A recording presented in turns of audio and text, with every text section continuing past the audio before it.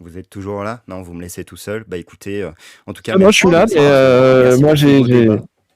j'ai trop de choses à faire pour pouvoir rester avec toi. Désolé. J'imagine. Non, non, c'était juste pour savoir si vous disiez au revoir et tout. Au revoir, au revoir. J'espère que ça fonctionne bien, que le son est bon là, et que vous n'hésitez pas les gens à faire F5 pour rafraîchir et vous assurer que vous êtes bien sur le bon stream. On est sur midi 14h. Et on va poursuivre la lecture du bouquin Joie militante que je vais vous montrer dans quelques instants, non sans avoir préalablement mis un peu de musique qui va nous mettre en joie militante aussi. C'est aussi une petite dédicace à toi, Klitsch et Sharp, je te connais moins, mais si tu m'envoies en MP pour mon prochain stream une suggestion, je te la donnerai, enfin je te proposerai un truc aussi. Il y aura pas de jalouse ni de jaloux comme ça. Allez, Faut pas c'est faire parti. ça, moi, je fais des inzinades. Hein. Faut pas faire ça. Je sais pas. Fais-moi tes propositions, je verrai ce que j'en fais. Ok. Le salut à toi me va très bien et il faudra que je regarde. T'avais déjà commencé toi la joie militante là?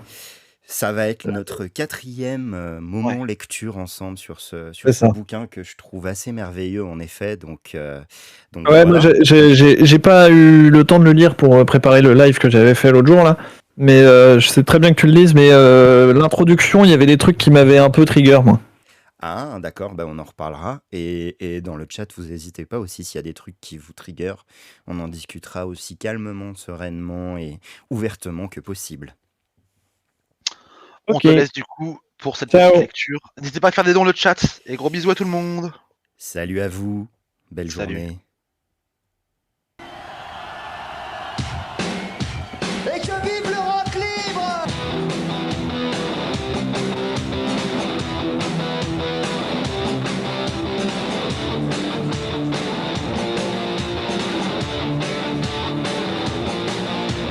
Salut à toi, oh mon frère, et à toi, peuple vert, et à toi, l'Algérien, et à toi, le Tunisien, et à toi, Bangladesh, et à toi, peuple grec, et à toi, Bosnien, et à toi, Nigérien, et à toi, Romain, et à toi, le Brésilien, et à toi, le Chilien, et à toi, le Espagnol, et à toi, le Mohican, et à toi, peuple gitan, et à toi, l'Éthiopien, et à toi, le Tchadien, salut à vous les partisans, et à toi, Joliavant, et à toi, le Vietnamien, et à toi, le Cambodgien, et à toi, le Japonais, et à toi, Thaïlandais, et à toi, le Laotien, et à toi, le Coréen, et à toi, le Polonais, et à toi, l'Irlandais, et à toi, l'Européen, et à toi, le Mongolien, et à toi, le Congolais, et à toi, le Portugais, et à toi, le Mexicain, et à toi, le Marocain.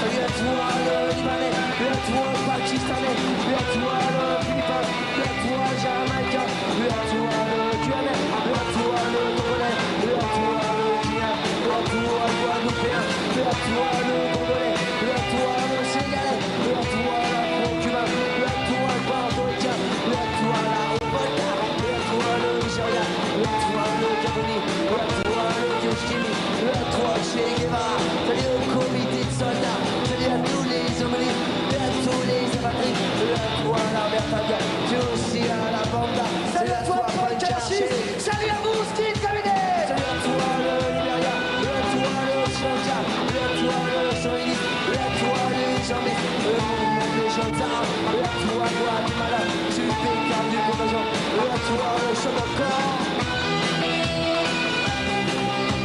Merci à tous.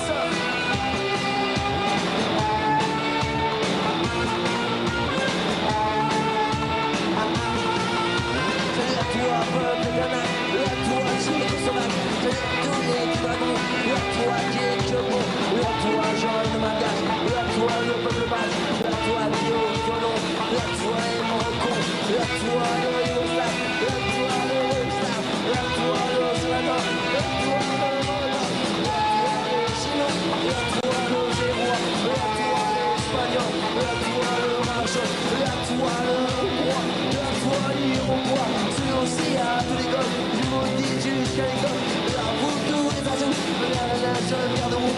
À toi le Pepeka, et au pays du Crésia. À toi la vache qui rit, l'homme et l'hernie. À toi peuple nomade, à tous les Kamawa, à tous les vertigales, et aussi à Iwan Rider. À toi l'handicapé.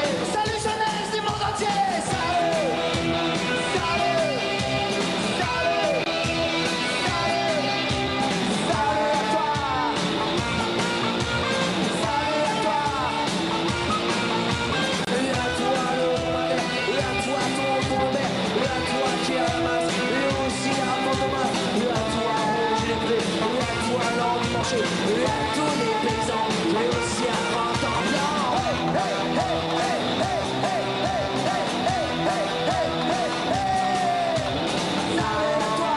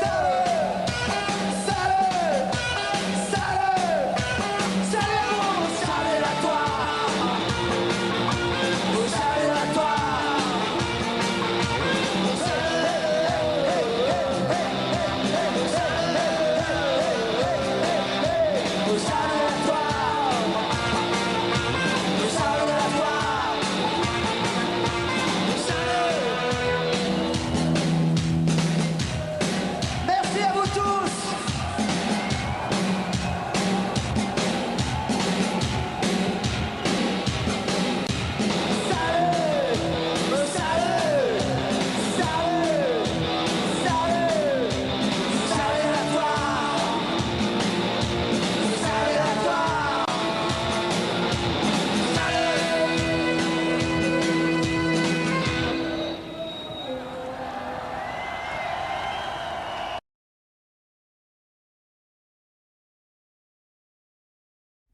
Et voilà, rebonjour tous, j'espère que vous allez bien, que vous passez un joli dimanche. Et que pour celles qui ont pu, vous avez pu faire de jolies manifs hier. C'est le piquet de stream, on est toujours là. On est toujours là avec nos marges d'erreur, de progression, nos imperfections. Ça fait un peu plus de 4 semaines qu'on est là. Et voilà, j'espère que vous allez bien. La lutte s'annonce encore longue. On nous annonce des journées d'action au moins jusqu'au 7 mars et peut-être plus longtemps encore et de façon plus dure encore, de façon plus difficile donc. Lutte pour mettre fin à cette tentative de contre-réforme des retraites qui ouvrirait la porte à plein d'autres choses, plein d'autres choses. Voilà. Et on poursuit. Moi, c'est Qu'est-ce que t'en dis pour celles qui ne me connaissent pas et on est là pour poursuivre ensemble jusqu'à 14h la lecture de ce bouquin. Hein, c'est le 4e live que je fais ici sur ce bouquin qui s'appelle tout simplement Joie militante. Joie militante, c'est un bouquin qui a été écrit par une militante et un militant canadienne et canadien, Carla Bergman et Nick Montgomery, qui a été traduit par Juliette Rousseau et dont le sous-titre s'écrit ainsi « Construire des luttes en prise avec leur monde ».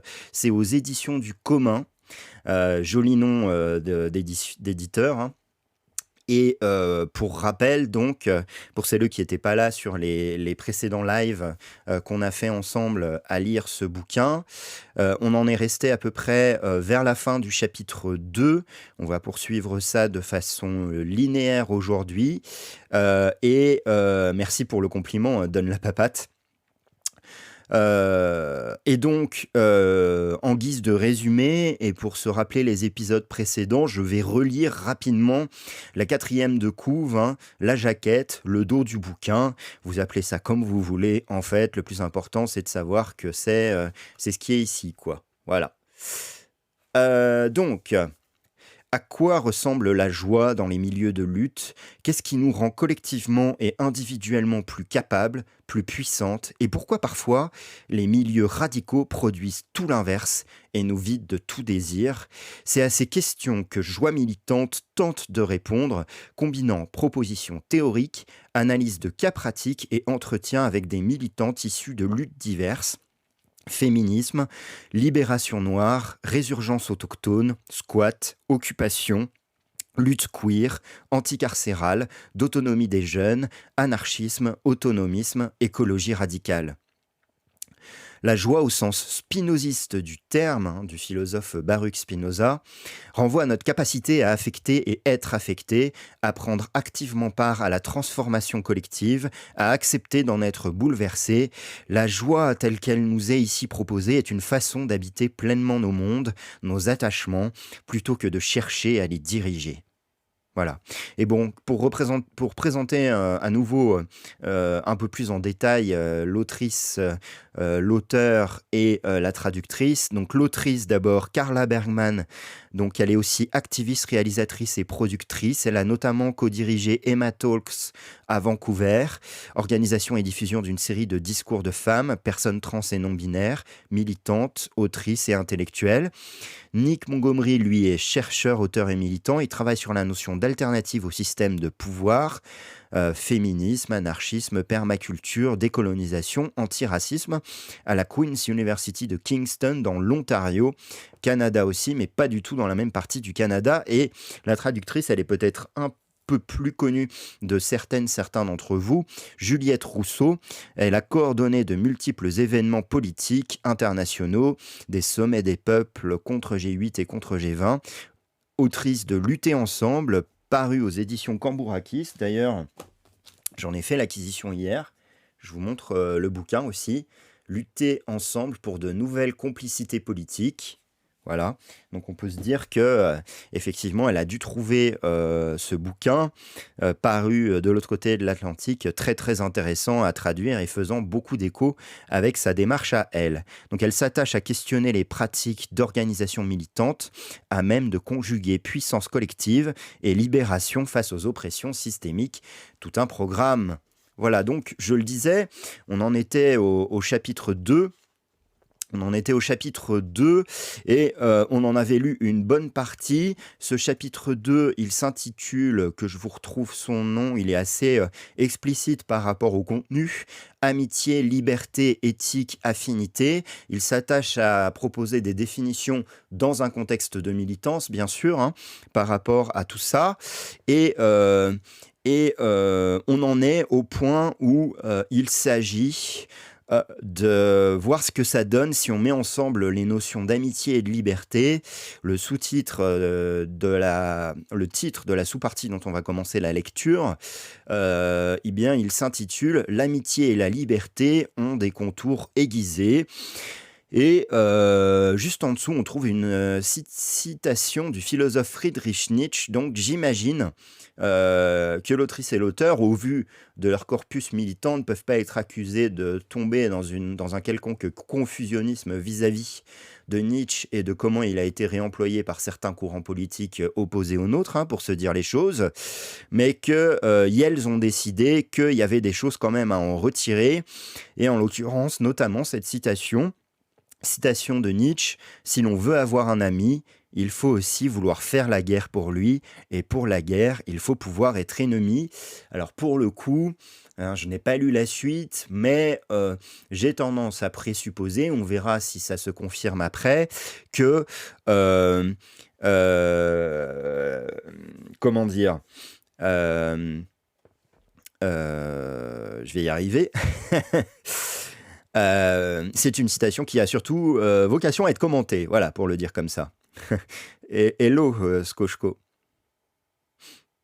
Salut, Beholder Berserker. Merci pour ton soutien. Donc, lecture, let's go. Travailler sur les relations, c'est aussi la capacité à les dénouer et à les rompre, ainsi qu'à bloquer celles qui nous causent du tort. L'affinité et la capacité à créer des ponts exigent une ouverture sélective, avec des limites claires. À ce titre, cultiver le militantisme joyeux ne requiert pas seulement de cultiver de bonnes relations, entre guillemets, bonnes, mais aussi de rompre avec celles qui sont malsaines et qui nous blessent. Coulthard a rendu cet aspect très clair quand nous lui avons parlé. Une partie des effets que l'on peut voir avec le militantisme joyeux a à voir avec l'attention donnée à cultiver des relations saines. Et je pense que c'est super, c'est une perspective féconde. Mais parfois, et c'est un peu ce à quoi j'ai beaucoup pensé depuis que j'ai écrit sur la réconciliation et le ressentiment, c'est l'idée entière de bonne relation, une relation positive plutôt qu'une relation négative, qui est presque entièrement cooptée par des structures qui détruisent les relations. À soi la violence, la dépossession, l'extinction, toutes ces choses là où nous sommes toujours contraintes d'être productives. C'est une contrainte qui est constamment assénée et dont les effets sur certains corps sont asymétriques. Donc, c'est une exigence qui est posée à notre endroit, les peuples autochtones, même lorsqu'il s'agit d'une simple conversation. Cela peut même porter sur le ton. Le ton que tu emploies est négatif. Certaines relations sont juste de la foutaise et nous ne devrions pas y prendre part. En fait, nous devrions poser nos limites de façon plus claire, de façon à éviter les résultats en forme de statu quo causés par la contrainte d'être toujours dans des relations positives aux autres. Les autres peuvent être à chier. Nous ne devrions pas être en relation avec eux et elles, nous devrions les combattre, nous devrions même chercher à les détruire dans certaines circonstances, parce que leur identité entière, leur forme de vie dans sa totalité est fondée sur notre négation. C'est la raison pour laquelle, au Canada, les Canadiennes ne peuvent pas cesser d'exister dans le sens où ils et elles le comprennent, dans la mesure où cette existence se fonde sur une relation génocidaire. Il ne peut pas y avoir de reconnaissance mutuelle, de respect mutuel, parce que la relation en elle-même nie cette possibilité. Et c'est une situation plutôt sombre. Ce n'est pas un constat joyeux. Je t'en prie, Makita. Je t'en prie. Alors, ça va appeler beaucoup de commentaires et de développement, ce propos du militant. En l'occurrence, il ne s'agit pas d'un pilote de Formule 1, mais d'un militant qui est très engagé dans les luttes sur la résurgence autochtone au Canada. Voilà. Alors, que nous disent l'autrice et l'auteur à la suite de cet exergue, de cet extrait de leur entretien avec Coulthard ?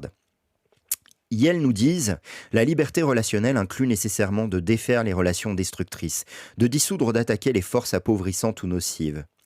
La liberté est la capacité à se faire des amis et des ennemis, à être ouverte et à avoir des limites fermes. Les relations joyeuses profondément transformatrices sont seulement rendues possibles par la vulnérabilité et la confiance, mais elles comportent aussi le risque d'être profondément blessées. » Dans ce contexte, Mia Mingus parle de l'importance d'un type d'amour affirmé et responsable. Ce dont je parle, dit-elle, c'est de réinventer la façon dont nous nous aimons les unes les autres et d'apprendre que la solidarité, c'est l'amour, la collaboration, c'est l'amour. Et en fait, est-ce que la queerness, ce n'est pas tout simplement à propos de ça, aimer ? Je parle de cultiver et de faire croître un amour profond, qui commence avec ceux et celles qui nous sont les plus proches, et de le laisser déborder vers l'extérieur. De commencer avec nos propres communautés, de construire des bases d'amour solides. Et je veux être clair, je ne parle pas d'un amour où l'on ne se rend pas de compte. Je ne parle pas de rester dans des relations malsaines ou dangereuses ou abusives. Le type d'amour que je veux nous voir développer est affirmé et rendez compte. Vraiment, je parle d'amour collectif, dans lequel nous prenons soin les unes des autres. Pour que ce type d'amour existe, il faut parfois rompre avec certaines relations. Parfois, les amitiés et les attachements proches sont un mélange brouillon de proximité, de conflit et de distance. Dans ce sens, l'Empire détruit aussi notre capacité à identifier nos ennemis. La morale, la police, la loi et les prisons ont toute vocation à monopoliser le pouvoir de décider quelles actions sont bonnes et lesquelles sont mauvaises, ainsi que la façon de les gérer. Alors, là je reviens aussi, c'est un rappel pour celles qui étaient déjà là sur les précédentes lectures, sur comment notre autrice et notre auteur définissent l'Empire avec un grand E.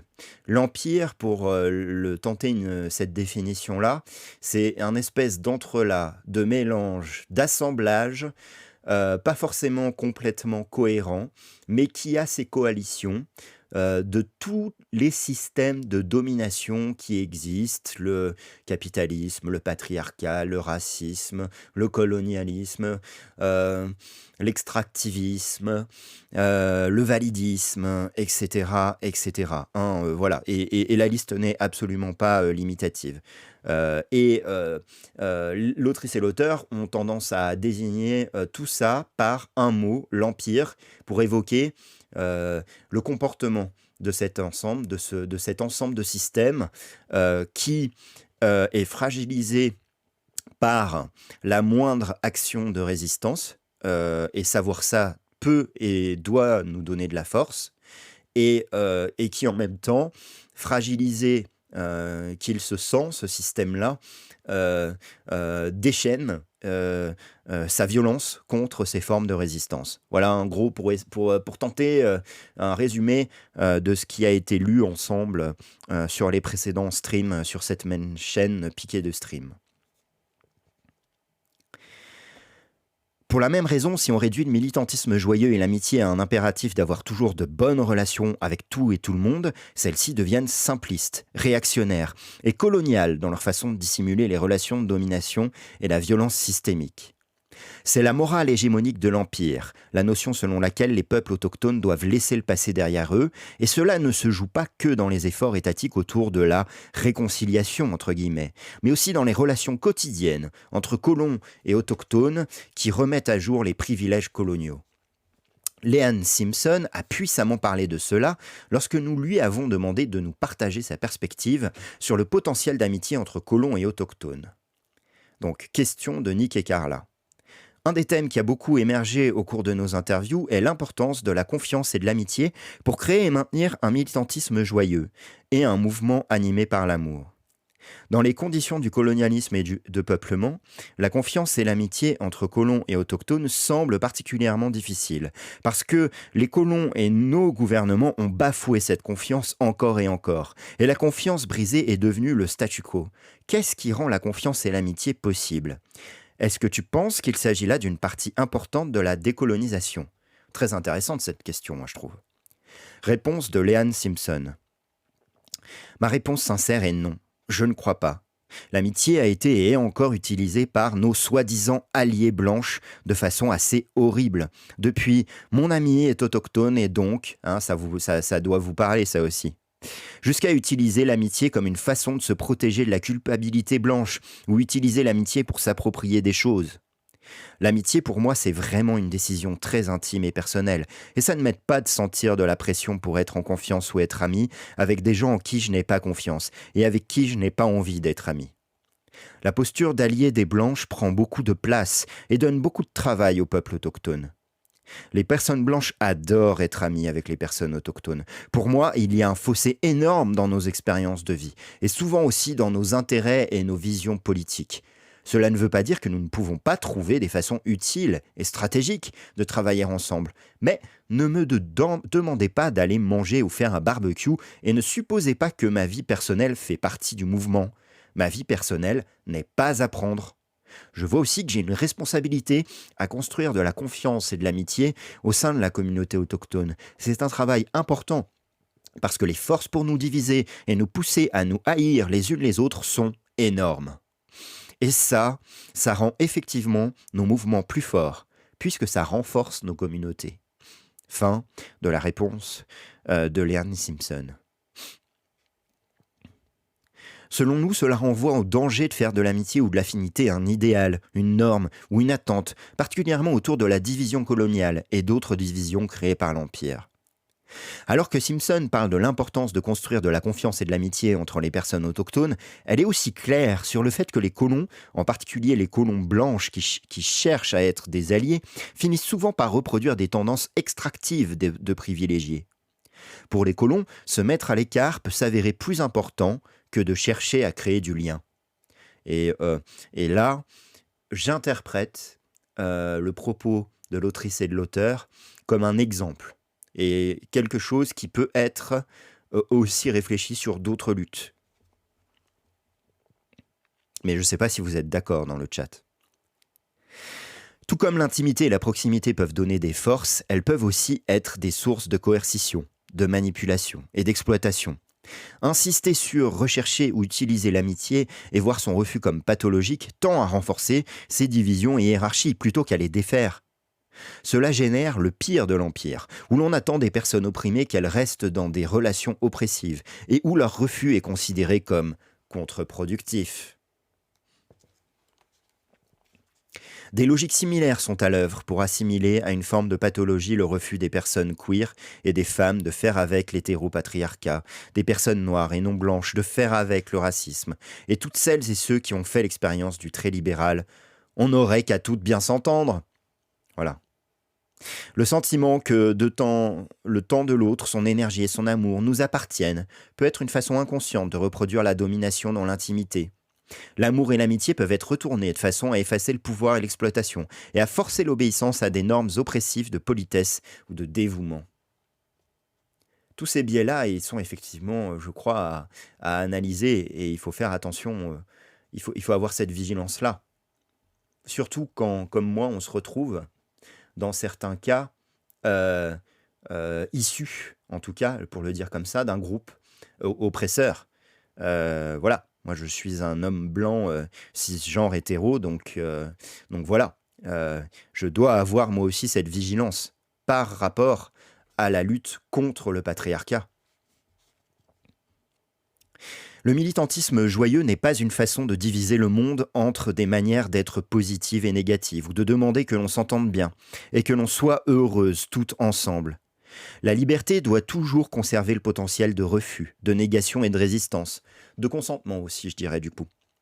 Faire de l'amitié une solution ou un but revient à effacer le type de liberté qui nous intéresse, à savoir la liberté de travailler sur nos relations, de participer plus activement à façonner nos mondes. Et donc, c'est justement le titre de la sous-partie suivante, façonner activement nos mondes. Qu'est-ce qui pousse les gens à se battre les uns pour les autres, à se soutenir par des moyens radicaux et à construire des liens durables et aimants? Qu'est-ce qui rend possible pour les gens de rompre ou de défaire les attachements ou les relations étouffantes? Nous ne pensons pas que la réponse soit l'idéologie. Les valeurs politiques abstraites peuvent soutenir des alliances de court terme, mais nous doutons de leur capacité à devenir la glue qui tient les gens ensemble sur le long terme. Nous suggérons plutôt que les relations fortes sont le fondement de la résistance. Restaurer et maintenir des formes plus profondes d'amitié et de parenté est indispensable pour défaire l'emprise de l'Empire. Parfois, les divisions se mettent en travers du chemin, et les gens se font trop de mal, trop souvent. Les habitudes ancrées continuent de nous bloquer et empêchent les possibilités d'être autre chose, ensemble. Maintenir des relations transformatrices n'est pas facile dans un monde plein de violence dans lequel l'Empire nous amène toujours, en particulier les hommes blancs, cis et colons, à construire des relations fragiles qui reposent avant tout sur le plaisir et à les abandonner à partir du moment où elles ne sont plus agréables. Pour de nombreuses personnes qui vivent dans les grandes villes, n'ont pas d'enfants et bénéficient d'une grande mobilité, il est toujours possible d'aller ailleurs et de trouver un autre groupe de personnes avec lesquelles passer du temps. Nous ne pouvons pas toutes être amis et certaines formes de vie ne seront jamais compatibles. C'est aussi la base éthique de la logique d'affinité. Ce ne sera jamais un processus complètement inclusif, où tout le monde est le ou la bienvenue, parce que cela reviendrait à laisser entrer le pire de l'Empire et toutes ses façons toxiques d'être en relation. Certaines différences peuvent vouloir dire que des gens ne peuvent pas travailler ensemble, peut-être. Les différences peuvent aussi être le signe que des pratiques, des orientations et des priorités peuvent entrer en résonance et être complémentaires, sans devenir les mêmes. Les différences peuvent alors devenir le point de départ de nouvelles complicités et d'un accroissement du pouvoir partagé. Purée, moi, ça résonne sur plein d'expériences militantes chez moi. Je sais pas vous, mais moi, alors ce paragraphe me parle énormément. Si les relations sont ce qui compose le monde et ce qui donne forme à nos désirs, nos valeurs et nos capacités, alors la liberté est la capacité de participer plus activement au processus de composition.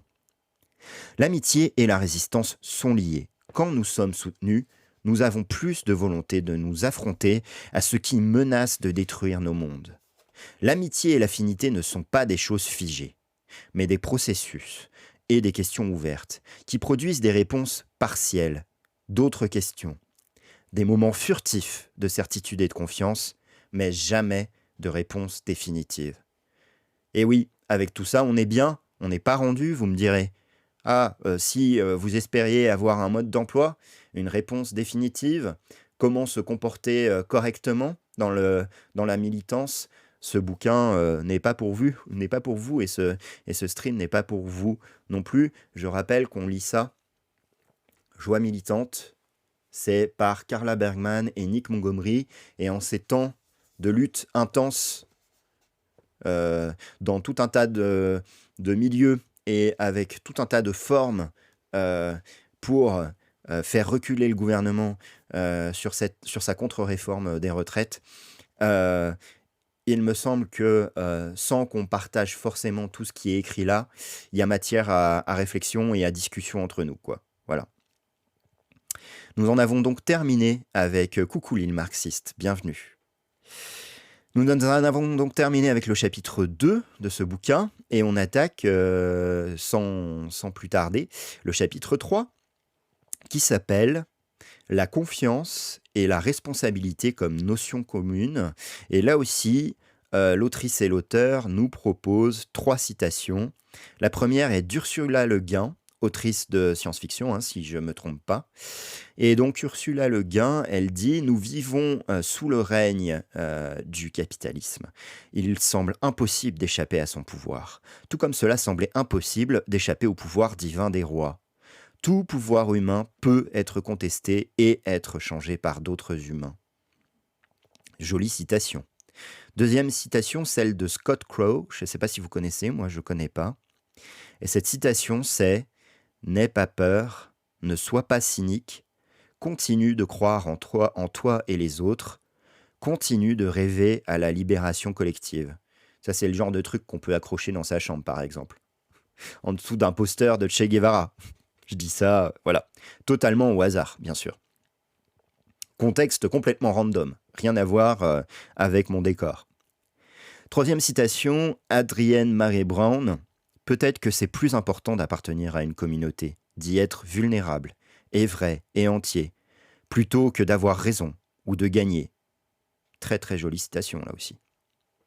Première sous-partie de ce chapitre 3, la confiance et la responsabilité comme notion commune. Tiens, alors ils ont nommé la première sous-partie comme le chapitre. On va voir comment ça peut se... Comme ça troll sur le tché, ouais. Joli décor à la gauche, merci. C'est un petit peu une espèce de musée du militantisme contemporain derrière moi. Allez, lecture. Il est clair que le capitalisme, administré par des gouvernements de gauche comme de droite, est un désastre pour les personnes, les non-humaines et la planète. Pourtant, le cynisme et la désillusion n'entraînent pas nécessairement la révolte ou la lutte. Ça, on l'a bien remarqué, La capacité de l'Empire à décentraliser le contrôle qu'il exerce ne repose plus sur la légitimité ou la foi. Nous n'avons pas besoin de croire que le capitalisme est bon pour nous, ou que l'État va nous aider et nous protéger, du moment que nous demeurions prises dans le monopole radical de l'Empire sur la vie, depuis l'école jusqu'aux lois, en passant par l'environnement bâti qui nous entoure. Dans ce chapitre, nous suggérons que la confiance et la responsabilité émergent dans les brèches de l'Empire. Vous savez, vous savez pas, si vous n'étiez pas là sur les précédents streams, où on a déjà commencé la lecture du bouquin, si vous voulez, l'Empire, c'est décrit comme une espèce de forteresse, ou une espèce de port fortifié avec des digues de partout, mais avec des fragilités, il y a des brèches, et nous, on est une espèce de mouvement liquide, nous les dominés, et nous, en fait, on est comme la mer, on vient taper la digue, on vient s'infiltrer dans les brèches, et à un moment, ça va être la tempête, et on va tout péter, quoi. On va juste tout péter. Ok ? Est-ce que vous êtes chaud, là ? Donc, voilà. La confiance et la responsabilité émergent dans les brèches de l'Empire. Il ne s'agit pas... vous êtes pas chaud, non. Bon, tant pis. Sondage. Qui est chaud, là? Pour tout péter. Alors. Il ne s'agit pas d'une façon unique de faire confiance ou d'un ensemble déterminé de responsabilités, mais de la prolifération de différentes formes. Ce que nous abordons dans ce chapitre vient en grande partie de l'engagement de long terme de Carla, l'autrice du bouquin, dans des luttes de jeunes et d'enfants, qui renversent fondamentalement nombre de présupposés de base inhérents à de multiples formes d'organisation politique. Créer des espaces intergénérationnels où les enfants peuvent s'épanouir signifie laisser de la place au jeu et à la créativité en tenant à distance les écueils jumeaux de l'individualisme et de la conformité. Cela requiert de nourrir une base de confiance, de responsabilité et d'autonomie. Nous nous inspirons également d'autres mouvements desquels nous avons appris et qui nous ont remis en question, comme la résurgence autochtone, la justice transformatrice, la lutte féministe contre les violences, lesquels soulignent tous l'importance de la confiance et de la responsabilité basée sur les relations. Les doigts gelés, écoute, courage à toi la belle. Nombre des mouvements et espaces les plus militants et insurrectionnels ont fait de la confiance une partie indispensable de leur capacité à résister à l'Empire et à défendre leur forme de vie insurgée.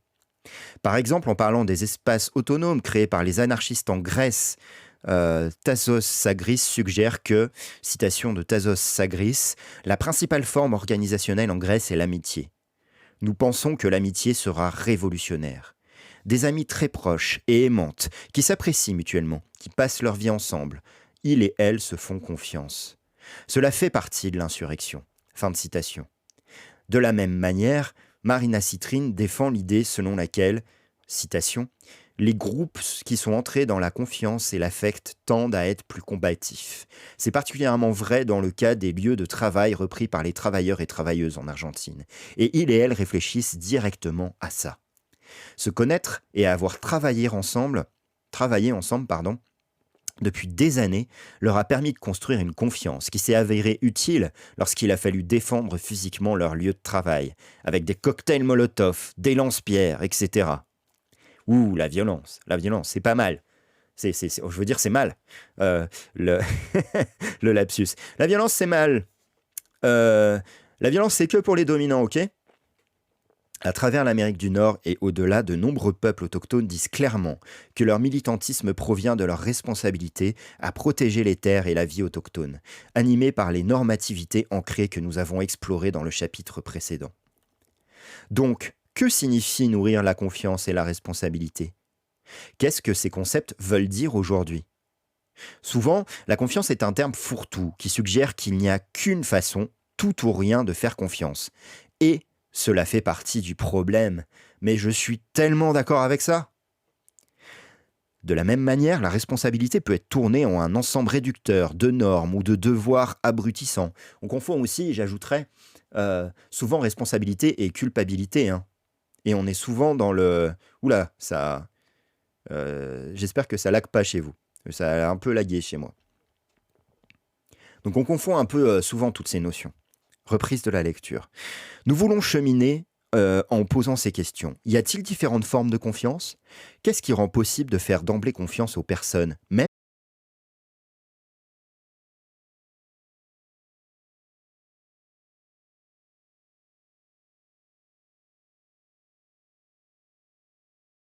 sens, plutôt que comme des devoirs moraux prédéterminés et imposés ? Nous suggérons que ces capacités transformatrices ne reposent pas sur des idéologies rigides ou des façons d'être déterminées. La transformation joyeuse est nourrie par ce que Spinoza appelait les notions communes, des valeurs et des sensibilités partagées, qui sont flexibles et basées sur les relations avec les autres humaines et les non-humaines. Le concept de notion commune a été élaboré par Gilles Deleuze et par un courant d'intellectuels radical contemporaine en Espagne et en Argentine, comme Sebastián Tusa, que nous avons interviewé pour ce livre. Le travail de Tusa explique que nous pouvons faire l'expérience de la joie, en tant qu'accroissement de nos pouvoirs, comme une apparition soudaine, mais être incertaine de ce qui l'a rendu possible ou de comment permettre d'autres rencontres et relations joyeuses. Il s'agit là de l'expérience passive de la joie. Le passage de la passivité à l'activité arrive par la formation de notions communes. Des personnes élaborant ensemble ce qui soutient la transformation dans leur propre situation et comment s'y mouvoir et participer à son déploiement. Les notions communes ne pourront jamais être ni une façon déterminée de faire les choses, ni une garantie que les choses iront bien. Pardon, excusez-moi, hein, dans mon ton, je suis un peu insistant. Ça, c'est mon côté, je suis vieux. Les gens, moi, j'ai bientôt 43 ans. J'ai commencé à militer, j'avais 16-17 ans. J'ai... voilà, j'ai connu des expériences qui ont été douloureuses pour moi. J'ai pas toujours été parfait. Et voilà quoi. Et donc, je me dis aujourd'hui vraiment, en tout cas moi, si je partage un truc avec ce livre, enfin j'en partage plusieurs hein, pour être clair, mais je partage notamment ça. Les cadres de militance, d'engagement que nous construisons ensemble ne sont pas parfaits. Des fois on se plante, des fois on se comprend pas. Des fois on accueille de nouvelles personnes qui n'ont pas tous nos codes, n'ont pas toutes nos normes, qui des fois vont droit dans le mur et puis on n'a pas le temps de les freiner. Et des fois, il se passe des événements qui sont des accumulations de hasard et de choses qu'on n'a pas cherchées et qui font que ces événements se passent mal. Et on a plus intérêt, à mon sens, à construire ensemble un cadre collectif qui ouvre les espaces où on peut discuter de quand ça se passe pas bien, tranquillement. Qu'on puisse se dire, allez là, on se pose, on s'assoit, on discute, on s'écoute, on essaie de trouver le langage commun qui va faire qu'on va se comprendre. Et on essaie de voir ensemble qu'est-ce qui a merdé et qu'est-ce qu'on peut faire mieux ensemble la prochaine fois.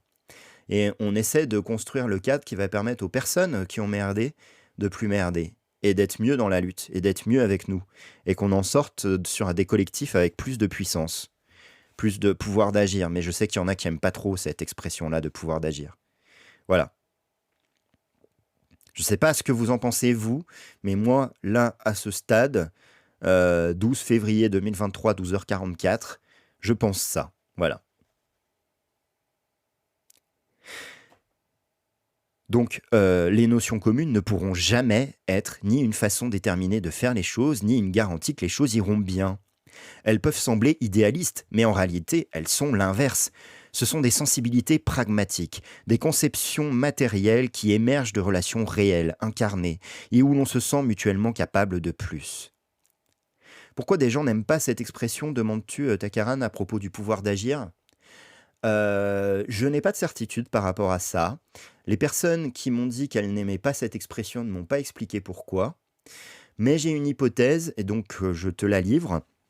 Mon hypothèse, c'est que pouvoir d'agir a été beaucoup trop détourné dans du management, dans de l'intervention sociale, dans certains territoires. Et que du coup, détourné de sa vocation initiale d'être un concept à la fois scientifique et militant, comme l'intersectionnalité, eh bien, il a perdu une partie de son sens. Voilà. Et peut-être de sa pureté. Voilà. On a toujours un problème hein, dans les milieux militants sur le rapport à la pureté. Et je pense que c'est aussi une difficulté qu'on rencontre, notre rapport à la pureté.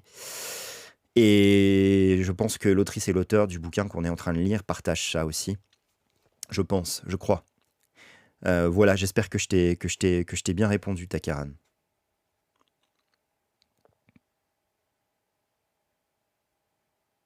Touza écrit « C'est parce que, selon l'éthique de Spinoza, pour avoir des notions en commun, les gens ont besoin de plus qu'un accord entre les idées rationnelles qui sortent de leurs esprits.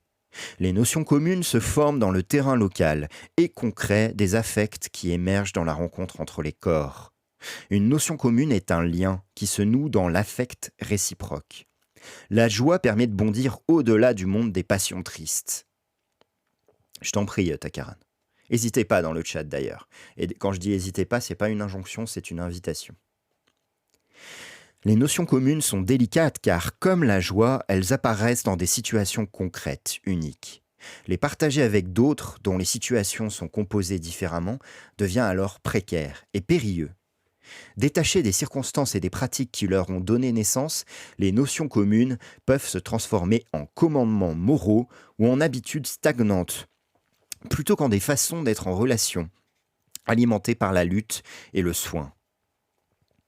En tant que notion commune, la confiance et la responsabilité sont des valeurs émergentes, liées à des pratiques, mouvements et formes de vie spécifiques. Une confiance acquise dans les situations, dans les autres et dans ses propres capacités est à ce titre un processus en déploiement. Avoir confiance en la transformation permet de défaire la peur et le contrôle. De la même manière, les formes de responsabilité que nous abordons ne sont pas inscrites dans la loi ou dans des accords formels, mais apparaissent plutôt avec le sentiment d'être invités à participer plus pleinement au monde, à prendre soin des autres et à ce que l'on prenne soin de nous, à soutenir et être soutenu. Sous-partie suivante de ce chapitre, manque de confiance et irresponsabilité sous l'Empire. Travailler sur la confiance et la responsabilité est difficile parce que ces deux mots ont été profondément colonisés par l'Empire. Il faut donc commencer, selon nous, par les façons qu'a l'Empire de semer la méfiance et de détruire notre capacité à être collectivement responsables, en nous rendant dépendantes à ces modes de vie destructeurs, appauvrissants et violents. Pour de nombreuses personnes, le réflexe est de ne pas faire confiance aux autres au départ, et cela se comprend, dans la mesure où nombre d'entre nous avons vécu dans le rêve devenu réalité de Hobbes, et ce, depuis des siècles. Hobbes, le philosophe Thomas Hobbes, qui a écrit le Léviathan au XVIIIe siècle, si je ne me trompe pas, et cette idée que, pris isolément, l'individu est violent, méchant, mauvais, et qu'il faut le discipliner avec un État qui aurait le monopole de la violence légitime, et cet État serait un monstre dont les gens auraient peur, et ce serait la seule façon de les discipliner et de les policer. C'est l'enfer, Hobbes. Je ne sais pas si je caricature, mais j'en suis même pas certain. Je reprends ma lecture. La plupart des personnes que nous connaissons ont fait l'expérience d'une forme d'oppression ou d'abus, et les divisions oppressives de l'Empire amènent souvent les gens à trahir, jusqu'à leurs relations les plus intimes. Par exemple, les féministes ont inventé le terme de détournement cognitif pour décrire une dynamique patriarcale courante qui sape les perceptions des femmes et des femmes et consiste entre autres à critiquer leurs choix ou leurs décisions, à minimiser leurs propos ou à refuser de prendre ses responsabilités lorsqu'elles les pointent du doigt ou tout simplement nier leurs expériences et leurs idées. L'homme est un loup pour l'homme, oui, c'est de Hobbes aussi, je crois, Donio. Le détournement cognitif peut être subtil et involontaire, mais comme l'explique l'autrice féministe Nora Samaran, il est particulièrement insidieux dans la mesure où il dégrade la confiance des personnes en leurs propres capacités. Si vous pensez au pouvoir, à la force, à la capacité à générer du changement dont sont capables les femmes qui ont confiance en elles, ce que nous perdons quand nous doutons de nous-mêmes est une force indomptable de changement social qui est considérable et donc, pour certaines, terrifiante. En d'autres mots, notre capacité à nous connaître nous-mêmes est immensément puissante. Fin de citation.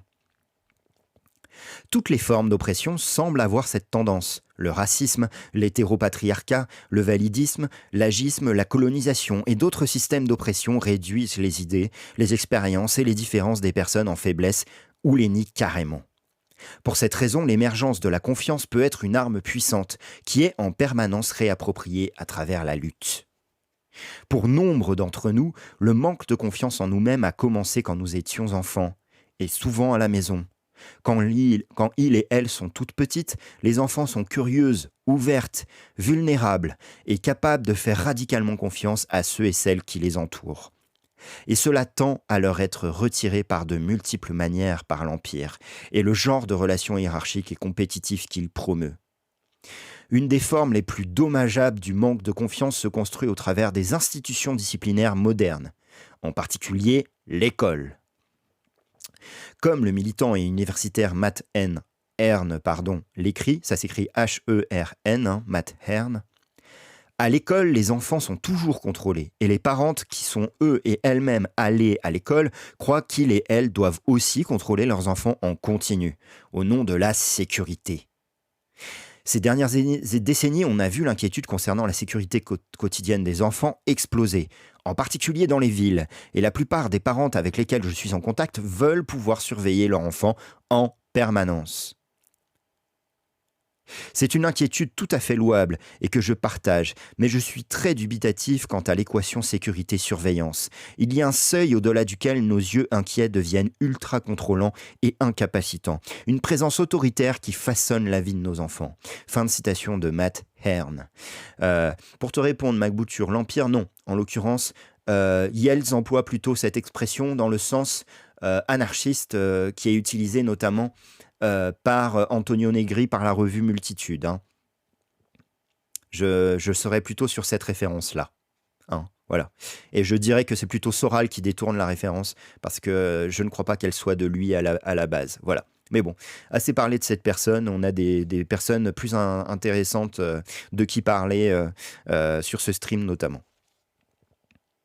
Et pour reprendre cette citation du militant et universitaire Matt Hearn à propos de la sécurité parentale, ça me fait penser à ce qu'on se dit. Alors, je ne sais pas si c'est un truc qui a fait l'objet d'une étude ou si c'est quelque chose qui se dit entre parents, entre générations de parents. Il y a cette idée de la tolérance à partir d'un certain âge, laisser ton gamin et ta gamine, bien entendu, sortir seul jusqu'à une certaine distance.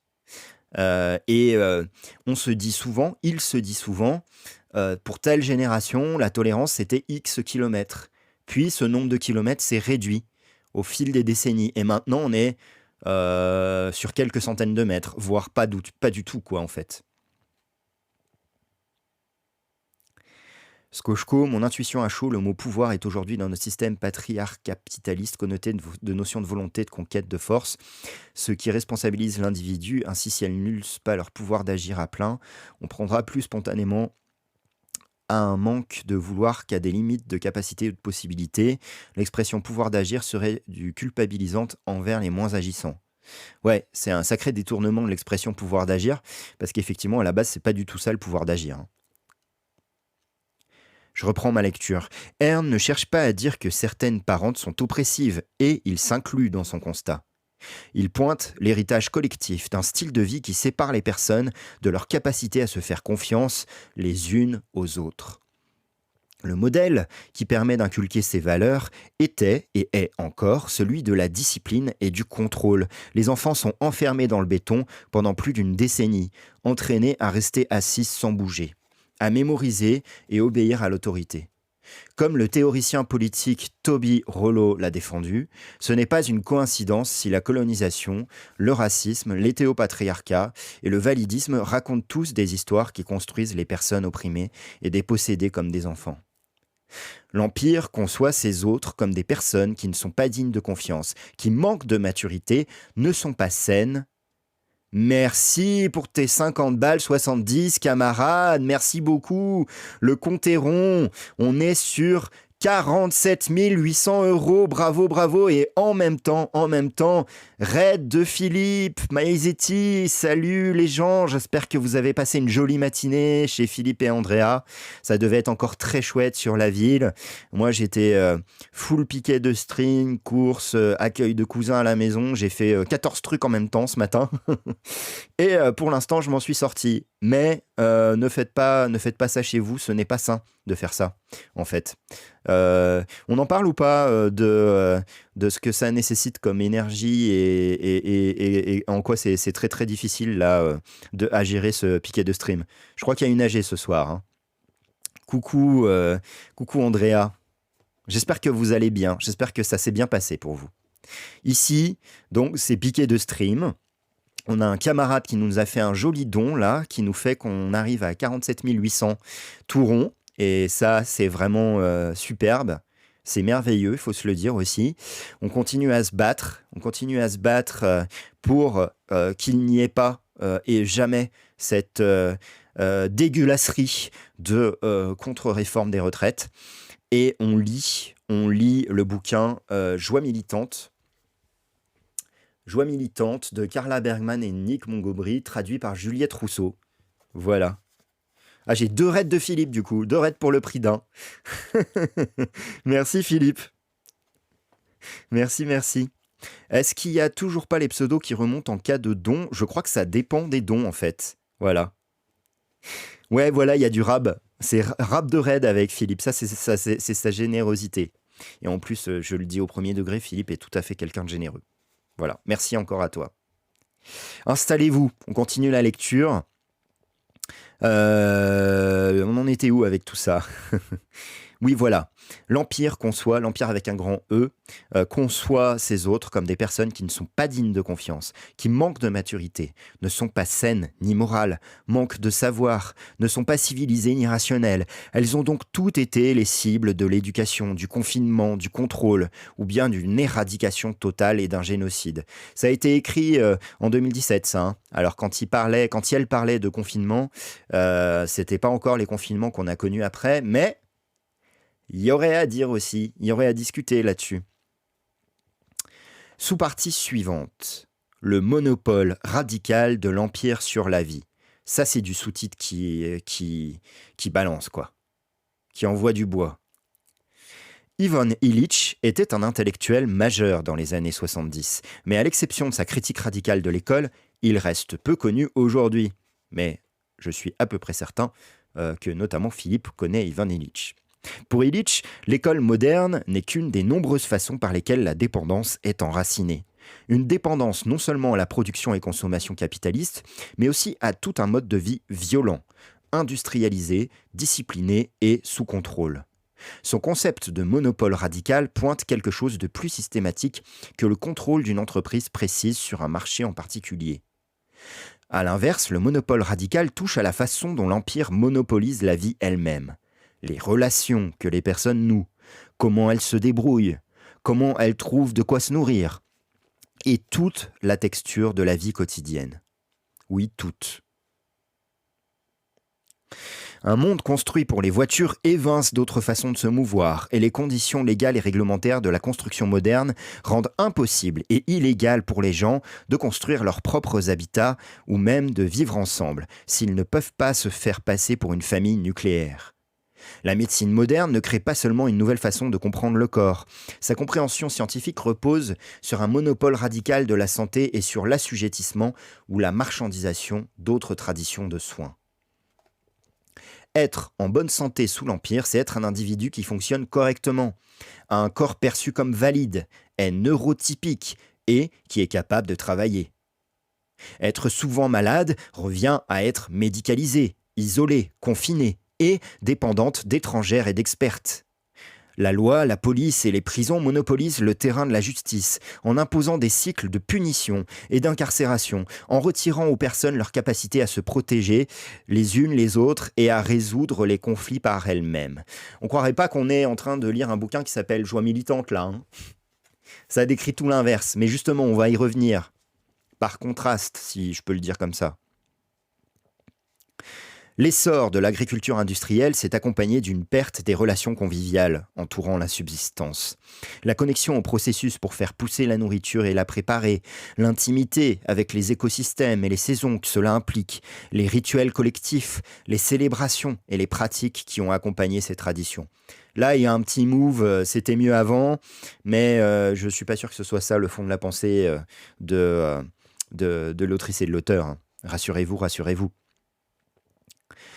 L'infrastructure de l'Empire induit une dépendance aux formes de production, au savoir spécialisé, à l'expertise et aux outils qui séparent les personnes de leur capacité à apprendre, à cultiver, à construire et à prendre soin les unes des autres. Depuis qu'Illich a écrit à leur sujet, ces monopoles se sont déployés en des formes toujours plus diffuses et généralisées de contrôle, ont mordu plus profondément dans le tissu du vivant. Deleuze appelait cette nouvelle forme de pouvoir qui s'est formée au cours des 19e et 20e siècles les sociétés de contrôle. Plutôt que de dire aux gens ce qu'ils doivent faire exactement, ce mode de pouvoir régularise la vie, en appelle à certaines façons de vivre et de ressentir, et pousse d'autres formes de vie à mourir. La surveillance ne se termine plus lorsque l'on parvient à s'extraire d'une institution particulière. À travers les réseaux sociaux, les smartphones, les historiques de recherche et de cartes bancaires, la surveillance est omniprésente, continue et de plus en plus participative. Ça me fait penser à ce bouquin d'Alice Zeniter, là, c'est pas forcément son meilleur.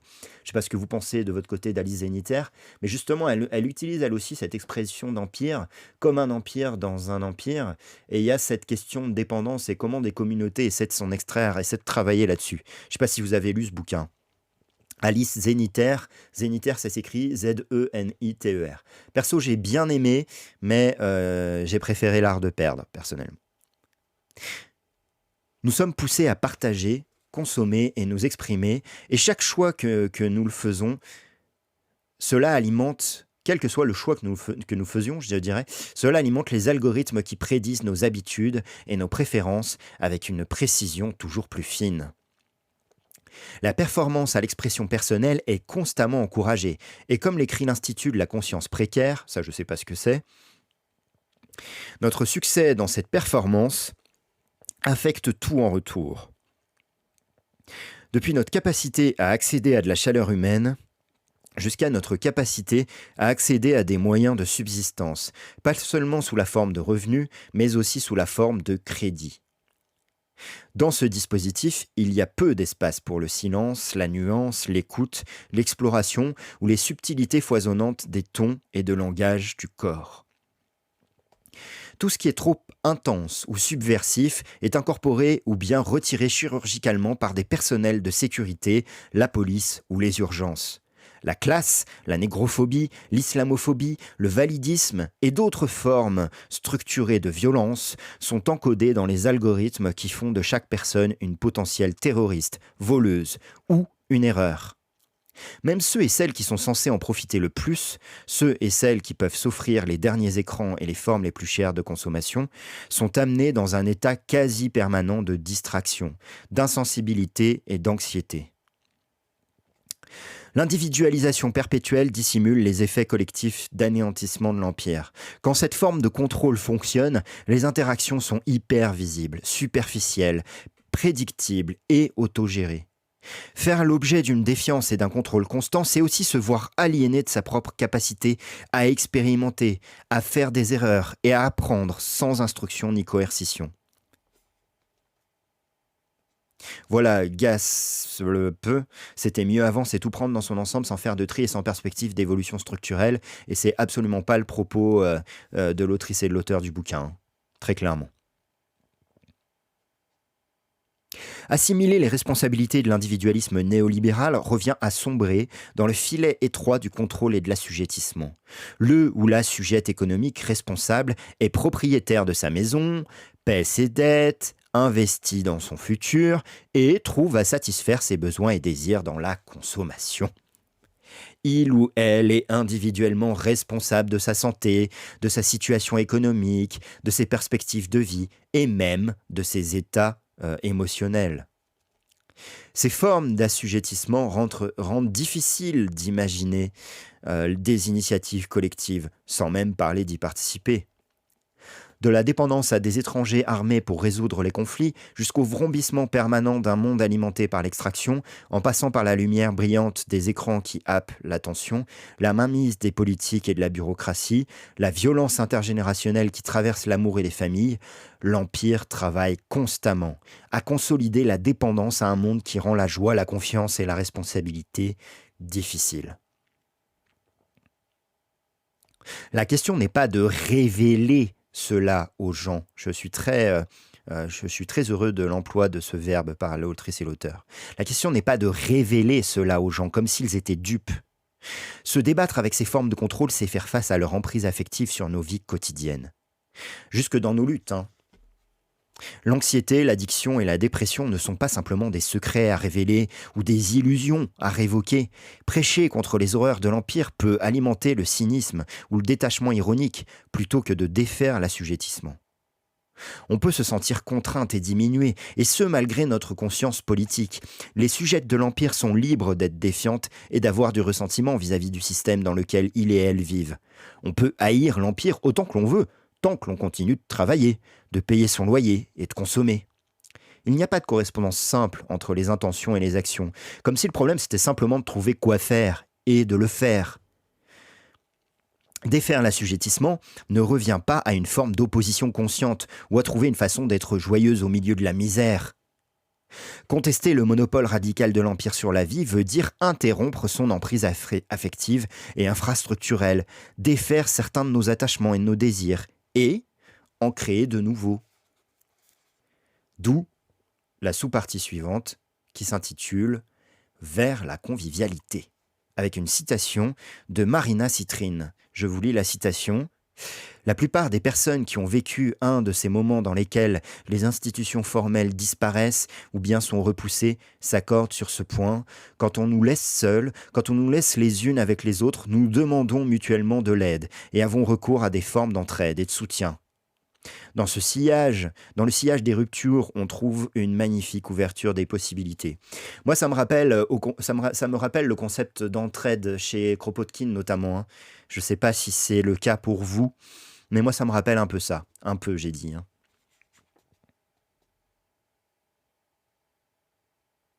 Aux marges de l'Empire, dans ces failles, les personnes se rencontrent, se réapproprient des savoirs annihilés, remettent à jour leurs propres traditions, hein, on est bien dans la remise à jour effectivement, et diffèrent la discipline et le contrôle. Dans les soulèvements éruptifs ou les changements plus progressifs, les personnes se reconnectent avec leur propre pouvoir et leur capacité à faire, agir et lutter ensemble. La convivialité est le nom qu'Illich donne aux formes de vie qui défendent l'épanouissement et que l'Empire évince. Citation d'Ivan Illich. Illich, si vous cherchez, ça s'écrit I-2-L-I-C-H, hein, les gens. Voilà. J'entends par convivialité l'inverse de la productivité industrielle. Chacune de nous se définit par relation à autrui et au milieu et par la structure profonde des outils qu'elle utilise. Ces outils peuvent se ranger en une série continue, avec, aux deux extrêmes, l'outil dominant et l'outil convivial. Le passage de la productivité à la convivialité, est le passage de la répétition du manque à la spontanéité du don. La relation industrielle est réflexe conditionné, réponse stéréotypée de l'individu au message émis par un autre usager qu'il ne connaîtra jamais ou par un milieu artificiel qu'il ne comprendra jamais. La relation conviviale, toujours neuve, est le fait de personnes qui participent à la création de la vie sociale. Passer de la productivité à la convivialité, c'est substituer à une valeur technique une valeur éthique, à une valeur matérialisée une valeur réalisée. La convivialité est la liberté individuelle réalisée dans la relation de production au sein d'une société dotée d'outils efficaces. Fin de la citation. La conception de la convivialité d'Illich résonne avec la forme de liberté relationnelle que nous avons abordée dans le précédent chapitre. La convivialité désigne les relations créatives qui apparaissent entre les personnes et leur entourage matériel, soutenues par une confiance et une responsabilité incarnées. En d'autres termes, c'est le nom qu'Illich donne à la joie nourrie par les notions communes. La convivialité rend manifeste le fait que la joie n'est pas simplement quelque chose qu'un individu ressent, mais également l'effet qu'ont des assemblages libérateurs de corps, d'outils, de gestes et de relations. Il ne s'agit pas d'un futur utopique ou d'un passé romantique, mais de se libérer des infrastructures étouffantes de l'Empire. C'est après les catastrophes naturelles et durant les insurrections, lorsque certains des monopoles radicaux de l'Empire sont franchement court-circuités, que cela devient le plus flagrant.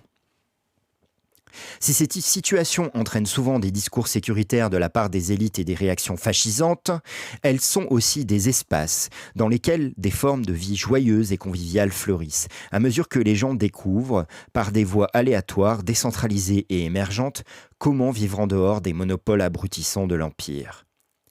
Voici ce qu'une participante anonyme au soulèvement du Caire, en Égypte, où les personnes ont pris la désormais célèbre place Tahrir, avait à en dire. Citation de cette militante. « Jamais le Caire n'a été aussi vivant que durant la première place Tahrir. Puisque plus rien ne fonctionnait, chacune prenait soin de ce qui l'entourait. Les gens se chargeaient des ordures, balayaient elles-mêmes le trottoir et parfois même le repeignaient, dessinaient des fresques sur les murs, se souciaient les unes des autres. Même la circulation était devenue miraculeusement fluide depuis qu'il n'y avait plus d'agents de circulation. Ce dont nous nous sommes soudain rendus compte, c'est que nous avions été expropriés des gestes les plus simples, ceux qui font que la ville est à nous et que nous lui appartenons. Place Tahrir, les gens arrivaient et spontanément se demandaient à quoi Yel pouvait aider. Yels allaient à la cuisine, brancardaient les blessés, préparaient des banderoles, des boucliers, des lance-pierres, discutaient, inventaient des chansons. On s'est rendu compte que l'organisation étatique était en fait la désorganisation maximale, parce qu'elle reposait sur la négation de la faculté humaine de s'organiser. Place Tahrir, personne ne donnait d'ordre. Évidemment que si quelqu'un s'était mis en tête d'organiser tout cela, ce serait immédiatement devenu le chaos. Voilà une perspective très intéressante. Et parfois, c'est peut-être aussi parce qu'on est dans cet entre-deux d'organisation, dans cet entre-deux, dans cette zone grise entre des reproductions d'organisation de l'Empire avec un grand E et cette auto-organisation qu'on rencontre aussi certaines difficultés dans les milieux militants, hein. Peut-être. Et cette question aussi de on a été dépossédé de nos formes, de nos usages, des éléments les plus basiques de nos vies, ça me rappelle le mouvement de la transition. Alors vous allez me dire oui, mais c'est un peu des colibris et tout, un peu trop en mode pas anticapitaliste et tout, mais je trouve quand même que la démarche de Rob Hopkins, pour ceux qui le connaissent, HOPKINS, elle a de l'intérêt pour au moins pointer ça. On est dans un monde où la dépendance à l'Empire, la dépendance dans le moindre de nos gestes quotidiens à des entreprises, à des services que nous ne gérons pas nous-mêmes, elle n'a jamais été aussi forte. On souffre d'une déqualification massive pour tout ce qui relève du bricolage, pour tout ce qui relève de plein de choses. Alors, ce propos, il peut peut-être aussi être nuancé en fonction de la classe à laquelle on appartient. Quand on est précaire, quand on est dans la débrouille, on est bien obligé d'être dans des formes d'auto-organisation et de bricolage que d'autres groupes sociaux, dont d'autres groupes sociaux, auront délégué. Ouais, je vais utiliser ça comme terme. J'ai pas mieux, mais j'ai conscience que c'est pas parfait. Déléguer la gestion, en tout cas. Voilà. Des témoignages similaires sont fournis par les personnes qui ont traversé des catastrophes ou des insurrections à travers le monde. Par exemple, la montée de l'autonomie, de l'expérimentation et de la joie était palpable dans le soulèvement argentin qui a commencé en 2001. Tandis que les grands médias et les politiciennes le décrivaient comme une émeute chaotique et de courte durée, Marina Citrin a montré comment des formes de vie autonomes ont perduré, malgré les embûches, pendant plus d'une décennie. Les travailleuses ont pris le pouvoir dans leurs usines et ont appris à les faire tourner collectivement, sans patron, par un processus d'autogestion ou d'auto-organisation. Il ne s'agit pas simplement d'une transition depuis une production d'usines hiérarchiques vers une production coopérative, mais aussi d'un processus de lutte transformatrice dans lequel des quartiers entiers ont défendu des usines contre la police et les capitalistes. Voilà ce qui manque peut-être au mouvement de la transition très gentillet dont Rob Hopkins est un des représentants, hein. Ça c'est fort probable même, hein. De la même manière, les assemblées de quartier qui se sont formées durant le soulèvement ont permis aux personnes d'instaurer de nouvelles façons de résoudre les conflits et de se soutenir sans dépendre de l'État. Quel que soit le lieu où la forme de vie de l'Empire est interrompue, des capacités émergentes à vivre autrement apparaissent dans la foulée. À travers la lutte et l'expérimentation, des personnes formulent des problèmes et y répondent ensemble, en prenant la responsabilité du travail collectif et du soin, et les attachements et la confiance prennent le dessus. Rebecca Solnit parle de l'émergence de la convivialité et de la joie au moment des catastrophes dans son livre « A Paradise Built in Hell ». Je ne sais pas si vous connaissez. Dans le sillage d'un tremblement de terre, d'un bombardement ou d'une tempête extrême, la plupart des gens se révèlent altruistes, se mettent immédiatement à prendre soin d'eux-mêmes et de ceux et celles qui les entourent, des inconnus et des voisines, tout autant que de leurs proches. L'image d'un être humain égoïste, pris de panique ou revenant à l'état sauvage porte en elle peu de vérité. Solnit s'entretient avec et s'informe auprès de survivantes de différentes catastrophes. Elle dit pas juste ça parce qu'elle l'a vu une fois à la télé, avec des belles images de violon qui disaient que finalement on était gentil et gentil. Elle s'est basée son propos. Elle s'entretient avec et s'informe auprès de survivantes de différentes catastrophes, y compris des tremblements de terre et des ouragans, des crises économiques et des attaques terroristes. À chaque fois, elle découvre que dans le sillage du désastre, ce sont principalement les élites qui paniquent et ont recours à la violence. Tiens, alors ça, heureusement que j'étais assis là, hein, sinon il y avait un drame en direct, je tombais de ma chaise et je bonque. J'espère que chez vous ça va. Excusez-moi, j'avais pas anticipé cette information.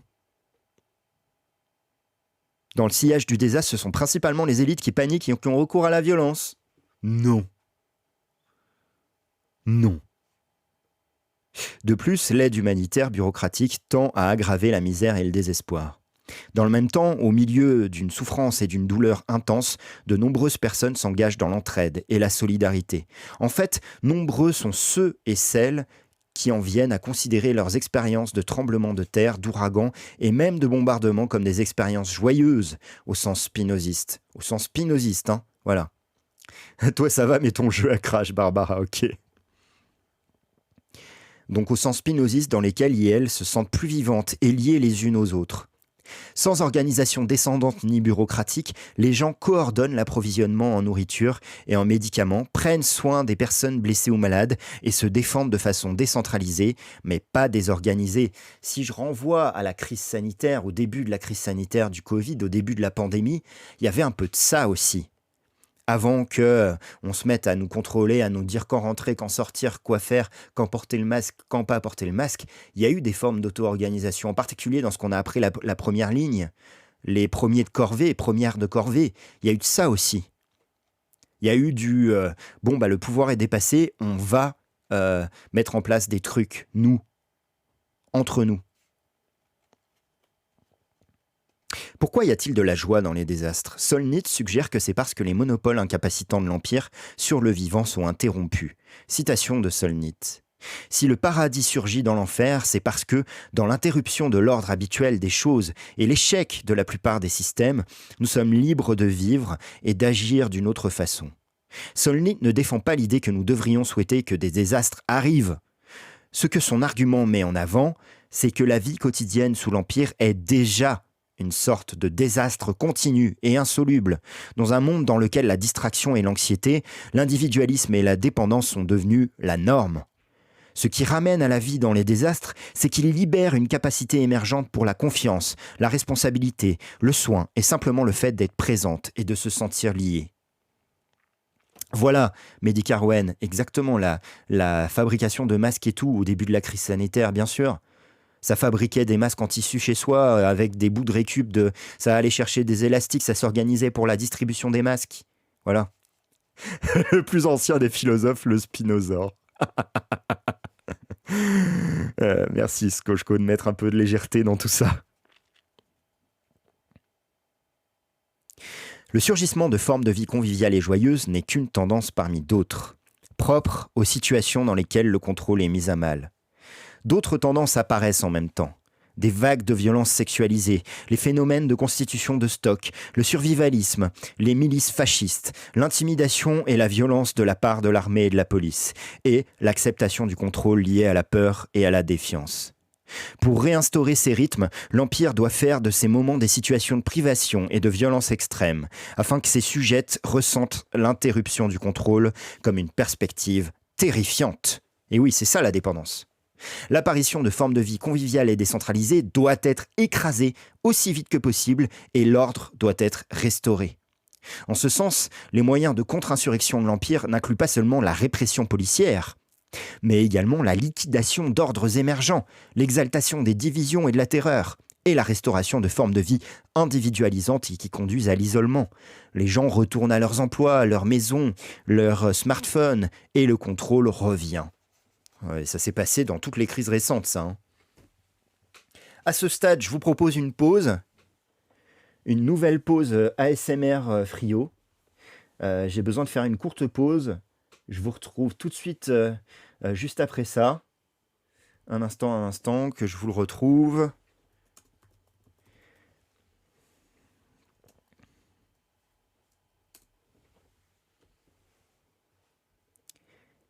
Ça sera pas très long comme pause, hein. Ça sera à peine 5 minutes. Ne bougez pas, restez là. Alors, Bonjour à tous, je non, suis... c'est pas ça que je voulais vous montrer. Un instant, un instant.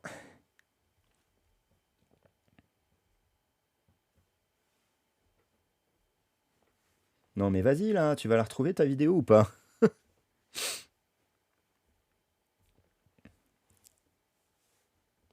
Ah, c'est peut-être là.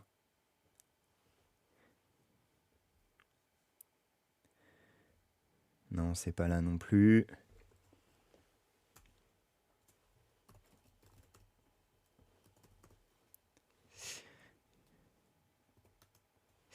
Est-ce qu'on connaît Florentin Fouche? Je ne connais pas, non. Je ne connais pas du tout. Du tout, du tout. Je vais... Chut, Skochko, chut. Mais j'aimerais bien retrouver ce que je vous ai montré hier, là. Ah oui, voilà, ça y est, j'ai retrouvé. C'est bon, ça arrive. Et là encore, nous sommes en permanence À tout de suite le chat, à tout de suite le piqué dans du la stream. tentative d'apaiser un dieu. Les marchés, on ne les qualifie même pas, les marchés avec un grand M, les marchés. Les marchés sont inquiets, ils sont inquiets. Et malgré les sacrifices que le G20 a décidé, ils ne s'apaisent pas. Nous avons beau essayer d'être sages pour leur envoyer des signaux positifs pour qu'ils nous prêtent un taux faible, nous n'arrivons pas à les apaiser. Nous multiplions les sacrifices, ça ne les apaise pas. Alors on va encore en inventer un autre, peut-être qu'on va l'apaiser. Peut-être qu'il sera moins inquiet.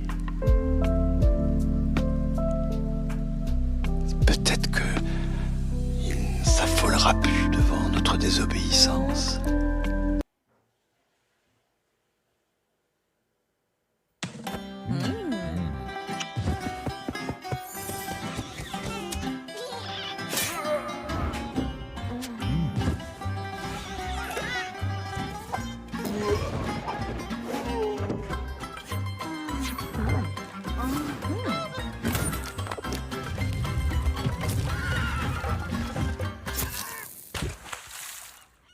Oula.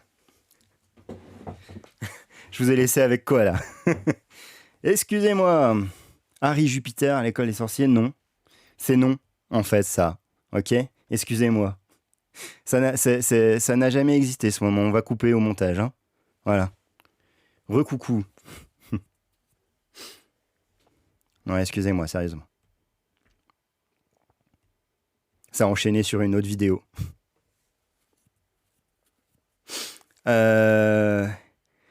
Alors, oui, Solidarité récupérée, donne la papate. Ta mère a rejoint un collectif pour fabriquer des masques. Elle en a fabriqué 12 000, donc beaucoup, j'imagine. Ça doit être beaucoup.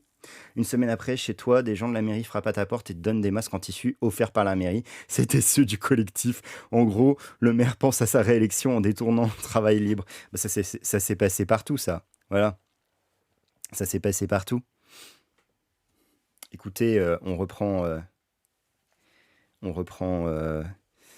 la lecture. Hein. On continue la lecture. Joie militante. C'est ici. Et puis, si je donne... voilà, c'est mieux comme ça. On va reprendre la lecture, non sans rappeler la possibilité, pour celles qui peuvent, de donner. Je ne sais pas pourquoi l'épingle saute au bout d'un moment.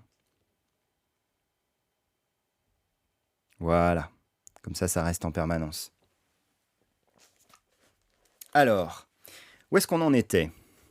On est ensemble encore jusqu'à 14h en principe. Voilà, la joie dans les désastres, ce paradoxe. Le surgissement de formes de vie conviviales et joyeuses n'est qu'une tendance parmi d'autres propres aux situations dans lesquelles le contrôle est mis à mal. D'autres tendances apparaissent en même temps, des vagues de violences sexualisées, les phénomènes de constitution de stock, le survivalisme, les milices fascistes, l'intimidation et la violence de la part de l'armée et de la police, et l'acceptation du contrôle lié à la peur et à la défiance. Pour réinstaurer ces rythmes, l'Empire doit faire de ces moments des situations de privation et de violence extrême, afin que ses sujettes ressentent l'interruption du contrôle comme une perspective terrifiante. L'apparition de formes de vie conviviales et décentralisées doit être écrasée aussi vite que possible et l'ordre doit être restauré. Ça, je crois qu'on l'a déjà lu tout ça. En ce sens, les moyens de contre-insurrection de l'Empire n'incluent pas seulement la répression policière, mais également la liquidation d'ordres émergents, l'exaltation des divisions et de la terreur, et la restauration de formes de vie individualisantes et qui conduisent à l'isolement. Les gens retournent à leurs emplois, leurs maisons, leurs smartphones et le contrôle revient, mais jamais totalement. Dès lors, une des questions centrales est de savoir comment maintenir ces relations vivantes dans la vie quotidienne, même après que l'Empire ait réimposé ses rythmes abrutissants. Parmi les enjeux de ces luttes, comme nous l'avons suggéré, se trouve leur potentiel à susciter de la réactivité, lorsque les personnes se trouvent tirées hors d'elles-mêmes et de leurs habitudes. Dans une interview avec Naomi Klein, Leanne Simpson affirme que la responsabilité et la réciprocité sont les alternatives au colonialisme de peuplement extractiviste. Naomi Klein, elle pose à Leanne Simpson la question suivante. Si l'extractivisme est une façon de penser, une façon de percevoir le monde, quelle est l'alternative ? Et Leanne Simpson répond « La responsabilité ». Parce que je pense que lorsque les gens extraient des choses, ils les prennent, les exploitent et les utilisent juste pour leur propre intérêt. Ce qui manque, c'est la responsabilité. Si vous ne développez pas de relation avec les gens, vous ne donnez rien en retour et vous ne restez pas pour voir les impacts de l'extraction. Vous allez ailleurs. L'alternative, c'est une réciprocité profonde. C'est le respect, c'est la relation, c'est la responsabilité et c'est local. Si vous êtes forcé de rester dans un rayon de 50 km, alors vous allez vraiment ressentir les effets du comportement extractiviste.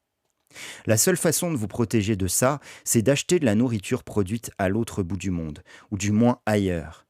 Donc plus la distance est grande, plus la globalisation est importante, plus je suis protégé des impacts négatifs du comportement extractiviste. Être plus responsable et autonome dans ce sens, ce n'est pas satisfaire l'idéal néolibéral de l'individu, et ce n'est pas non plus une indépendance auto-centrée. C'est pas du chacun pour soi survivaliste, quoi, si vous voulez.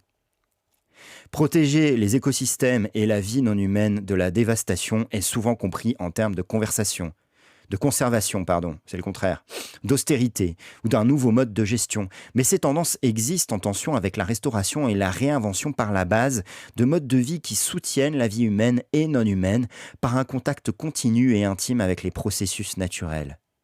Il ne s'agit pas de protéger un environnement, entre guillemets, séparé, mais d'alimenter des formes de vie qui se perpétuent au travers des relations interdépendantes. Le sol, l'eau, les plantes et les animaux ne sont pas des ressources à exploiter ou à gérer, mais constituent un réseau interconnecté auquel les personnes peuvent prendre part et qu'elles peuvent enrichir. À mesure que les gens renouent un contact intime avec les lieux qu'ils habitent, ils apprennent à connaître la façon qu'a la pluie de tomber, les plantes qui poussent ensemble et comment les oiseaux, les guêpes et les abeilles s'en servent, la façon qu'a le soleil d'abreuver un coteau qui lui fait face et où d'autres plantes s'épanouissent. Cela amène des concepts abstraits, tels que le changement climatique ou la disparition de la biodiversité, à une échelle pratique qui se ressent à travers les interactions avec le monde sensible, plutôt que par une intellectualisation basée sur des statistiques, mais qui ne doit pas être non plus vouée aux gémonies en tant que telle. Je ne pense pas que ce soit le propos de l'autrice et de l'auteur d'ailleurs. S'engager dans ces relations peut fortement impliquer le deuil et la rage. Comment s'apercevoir que sa cachette d'enfance parmi les arbres a été bétonnée, sentir l'absence des oiseaux et abeilles qui étaient familières, ou encore découvrir des poissons cancéreux et des criques desséchées. Des changements accablants et terribles sont en train d'avoir lieu. Être connecté aux communautés de plantes et d'animaux est aussi douloureux que cela nourrit. C'est depuis cet endroit précis que des réponses joyeuses aux catastrophes écologiques émergent. Pas des réponses heureuses ou optimistes, mais une capacité à répondre aux horreurs qui s'ancrent dans des relations vécues et en changement continu. Alors, 3 exemples maintenant qui nous sont proposés par l'autrice et l'auteur du bouquin concernant la confiance et la responsabilité émergente. Premier exemple, et c'était déjà très intéressant avant-hier quand on a parlé des luttes autochtones, eh bien on revient aux luttes autochtones. En Amérique du Nord, nous disent Carla Bergman et Nick Montgomery, la restauration de la responsabilité et de l'interdépendance s'exprime le plus profondément et de façon percutante dans la résurgence autochtone et d'autres luttes dans lesquelles les personnes remettent à jour un profond savoir ancré dans le territoire, redonnent de la valeur aux traditions qui se sont accumulées au fil des générations de relations réciproques à la terre. Parfois les phrases sont un peu longues, hein. Ce n'est pas une coïncidence si les peuples autochtones ont été derrière les résistances les plus longues et les plus engagées à la dévastation écologique, comme les pipelines, les barrages, l'exploitation forestière, les sables bitumineux, les gaz de schiste et d'autres formes d'extraction de ressources. Être absorbé dans un réseau de relations réciproques, c'est aussi ressentir la responsabilité de protéger ce réseau. Le camp Unistoten, par exemple, est un projet mené par des personnes autochtones qui a permis depuis plusieurs années de résister à des projets de pipelines de gaz de schiste qui devaient traverser les territoires du peuple Wet'suwet'en en Colombie-Britannique. Les Wet'suwet'en qui mènent le projet ont toujours dit clairement qu'ils et elles ne s'opposaient pas aux pipelines mais réaffirmaient leur responsabilité traditionnelle à prendre soin de leur territoire et réinstaurait des protocoles traditionnels pour y entrer. Il y a plusieurs années, ils et elles ont mis en place un checkpoint et ont commencé à renvoyer les arpenteurs géomètres et toutes les personnes impliquées dans la construction de pipelines, tout en invitant des milliers de soutiens sur leur territoire. Mel Basil, soutien de longue date et parent Jitsan du clan Unistoten, parle du pouvoir de ses responsabilités ancrées dans le territoire. C'est une culture de réciprocité, elle n'a jamais vraiment cessé d'exister. De partager ce savoir ouvertement avec d'autres militantes de base, migrantes et colons vivant sur le territoire, ainsi qu'avec d'autres nations autochtones, ça a été très très puissant de voir notre peuple se retrouver. Pas seulement face à la dévastation et à la destruction, mais aussi de survivre et de nous comprendre mutuellement. On lit ça, Gérard Niemo. On lit ça, Joie militante, Carla Bergman et Nick Montgomery. Ça fait plusieurs streams qu'on lit ça ensemble. Je pense que les replays se retrouvent à peu près tous sur la chaîne, hein, Piquet de stream, si vous voulez retrouver ça. Et moi, je suis Qu'est-ce que t'en dis ? Bienvenue à toi, prends place autour du bras zéro. On se tient chaud ensemble. Donc, ces autochtones, non seulement ils et elles ont gagné la lutte contre la construction du pipeline, mais dans le processus, le camp Unistoten a planté des jardins de permaculture, construit un centre de soins et accueille des camps annuels dans lesquels des centaines de soutiens autochtones et non autochtones de toute l'Amérique du Nord viennent pour se mettre en lien les uns avec les autres, explorer les affinités et approfondir les réseaux de confiance et de soutien mutuel. Alors, message spécial pour Aurore Berger, si jamais Aurore Berger tombe sur ce replay un jour sur ce stream. Aurore Berger est donc présidente du groupe Renaissance à l'Assemblée nationale, qui disait oh là là, cette Assemblée nationale, c'est n'importe quoi maintenant, ça ressemble à une ZAD. Eh bien, cette description que je viens de faire de ce camp autochtone, si c'est à ça que l'Assemblée nationale pourrait ressembler, moi je dis ok. Moi, je dis c'est OK, voilà. Des processus similaires ont cours dans d'autres camps dans les territoires revendiqués par la Colombie-Britannique et au-delà, comme le camp Madili et la défense de l'île Lelu par les peuples de l'Axqualams. Tous font partie d'un réseau de lutte de territoire opposé aux pipelines et à l'expansion de l'industrie des gaz de schiste. En outre, alors que nous écrivons ces mots, il y a une prolifération des actions locales à travers le monde pour soutenir la résistance de la tribu Sioux de Standing Rock à la construction du pipeline Dakota Access. Parmi les personnes non autochtones, on voit également des expressions de responsabilité liées au territoire dans la prolifération de jardins partagés, de mouvements pour la justice climatique et environnementale, de permaculture, d'agriculture biologique régénérative, de bioremédiation, de résistance à l'extraction et de lutte antispéciste, entre autres. Nombre de ces luttes se battent simultanément contre la dévastation écologique de l'Empire et ses formes brutales de contrôle et d'exploitation, tout en créant l'espace pour des formes de vie conviviale. Alors il ne s'agit pas non plus ces luttes de les encenser, de les porter au pinacle, de les idéaliser. C'est de dire qu'elles existent ensemble et qu'à travers une lutte, d'autres luttes se développent, qui ne sont pas des sous-luttes, et elles ont évidemment toutes leurs imperfections, elles peuvent progresser. Il n'y a pas forcément que du bien, que du beau, que du pur dans ces luttes. C'est pas le propos de l'autrice et de l'auteur ici, hein. C'est de décrire comme un phénomène ce qu'une lutte à un endroit précis, à un moment donné, peut apporter comme effet collatéral, j'allais dire vertueux, je ne sais pas si c'est le bon terme, mais bon, je vais rester avec celui-là pour l'instant. Autre exemple, anti-violence et justice transformatrice. Autre exemple par rapport à ces notions de confiance et de responsabilité émergentes, hein. Ce renouveau de la responsabilité collective et de la confiance se retrouve également dans les mouvements féministes, anti-violence et de justice transformatrice, qui abordent la violence interpersonnelle de façon à défaire le monopole de la police et des tribunaux. Un enseignement précieux de ces mouvements s'articule autour de l'idée qu'écouter, croire et faire confiance aux survivantes de la violence est puissant et contribue à saper une culture qui normalise la violence et blâme les survivantes de viols et d'abus pour la façon dont ils et elles ont été blessés. La capacité des survivantes à avoir confiance en elles et eux-mêmes est souvent le point de départ d'une réponse ancrée dans la communauté proche, par laquelle les personnes prennent la responsabilité collective de chercher à confronter et à transformer les schémas de violence. Le travail de ces mouvements a mené une prolifération de réseaux de soutien mutuel et de soins, et à la création d'alternatives à la police, aux tribunaux et aux prisons qui exacerbent la violence et l'oppression. En Amérique du Nord, ces initiatives ont été menées par des femmes non blanches, bispirituelles, queer et des personnes trans, dont les communautés ont été la cible de la criminalisation et de l'incarcération depuis que la police et les prisons ont été créées.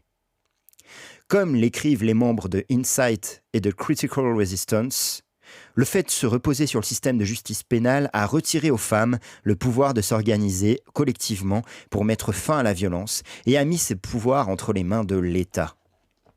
Le résultat est que les femmes qui cherchent une réparation auprès du système de justice pénale se sentent dépossédées et aliénées. Cela a également eu pour effet de promouvoir une approche individuelle pour mettre fin à la violence, de sorte que la seule façon dont les gens pensent pouvoir intervenir est d'appeler la police. Cette dépendance a détourné notre attention du travail nécessaire pour développer les moyens collectifs pour répondre à la violence. Dans ce contexte, la justice transformatrice est apparue comme une alternative au modèle de justice réparatrice. Elle met l'accent sur la transformation et repose sur l'idée selon laquelle, particulièrement dans les communautés noires et autochtones, la violence est structurelle et institutionnelle et qu'il n'y a pas de base qui pourrait être réparée, entre guillemets.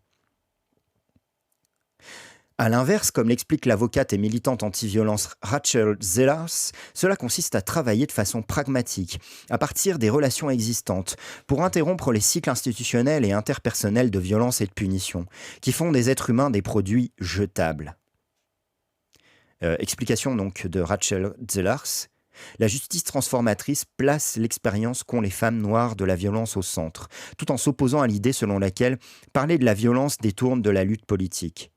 Les hommes violents peuvent être simultanément compris comme des militants efficaces et appréciés, et comme des agresseurs qui reproduisent la violence misogyne. En ce sens, la justice transformatrice maintient une posture ouverte. Elle nomme la violence commise tout en laissant la place à ceux qui l'ont commise de rendre des comptes et de revenir dans le giron du groupe. Je relis cette dernière partie. La justice transformatrice maintient une posture ouverte. Elle nomme la violence commise, tout en laissant la place à ceux qui l'ont commise de rendre des comptes et de revenir dans le giron du groupe. Intéressant, n'est-ce pas ? Je ne citerai aucun exemple à ce stade. Le féminisme anti-violence et la justice transformatrice sont aussi liés à des luttes de personnes réfugiées, contre la gentrification et pour l'abolition de la prison. À Halifax, en Nouvelle-Écosse, des femmes réfugiées ont créé un groupe informel de soutien et un centre d'accueil pour celles de leur communauté qui vivent des violences domestiques. Ce qui a mené à la création d'une coopérative de catering et d'un réseau de garde d'enfants qui ont aidé à contrer la pauvreté et l'isolement que recréaient les conditions de la violence. Qui recréait les conditions de la violence, pardon. En 2004, la militante anti-violence Mimi Kim a fondé Creative Interventions, une organisation dédiée au partage d'outils pour répondre aux violences interpersonnelles, et elle a mis en commun des leçons tirées de ces tentatives. Forgés dans l'alliance et les échanges avec des mouvements d'abolition de la prison, ces outils encouragent le recours aux amis, à la famille, aux voisines et aux collègues comme alternative aux services institutionnels ou à la police. Leur approche est flexible. Elle reconnaît que de nombreuses personnes peuvent vouloir rester là où elles vivent, au sein du même tissu relationnel. Elle se concentre de ce fait sur les besoins des survivantes et travaille à changer la situation qui a mené à la violence. Coucou Morkisler. Après, il faut aussi que les personnes qui ont commis les violences soient de bonne foi dans leur volonté de réparer ce qu'elles peuvent et d'amender leurs croyances et pratiques. On est bien d'accord. Ça fait partie du package. Hein. On est bien d'accord. Je pense que de toute façon, c'est intégré par la justice transformative. En adoptant des alternatives aux flics et aux tribunaux, ces initiatives alimentent l'autonomie plutôt que des institutions racistes, hétéropatriarcales, et participent à défaire la culture dans laquelle les survivantes, comme les agresseuses, sont considérées comme jetables et où la violence institutionnelle est dissimulée. Toutes les personnes que nous connaissons qui sont impliquées dans ces efforts pour en finir avec les cycles de la violence peuvent témoigner combien ce travail peut être tendu, brouillon et difficile. Cela ne se passe pas toujours bien. Néanmoins, il s'agit là du type de liberté dont nous avons parlé dans le chapitre précédent, la capacité à mettre les relations au travail, à être plus active, à défaire les schémas oppressifs et à nourrir et approfondir la confiance et la responsabilité collective. Troisième exemple, justement, de confiance et de responsabilité collective, la déscolarisation et la libération des enfants et des jeunes. Alors, on va voir ce que ça donne. Hein. Je ne l'ai pas lu, ce paragraphe, donc ça peut, je sais que ça peut entraîner des débats entre nous, ça. Hein. Allez, je lis. Un troisième courant convivial est celui de la déscolarisation et de la libération des enfants et la prolifération d'alternatives à l'école qui sont menées par les enfants et les jeunes, y compris celles et ceux qui sont à l'école.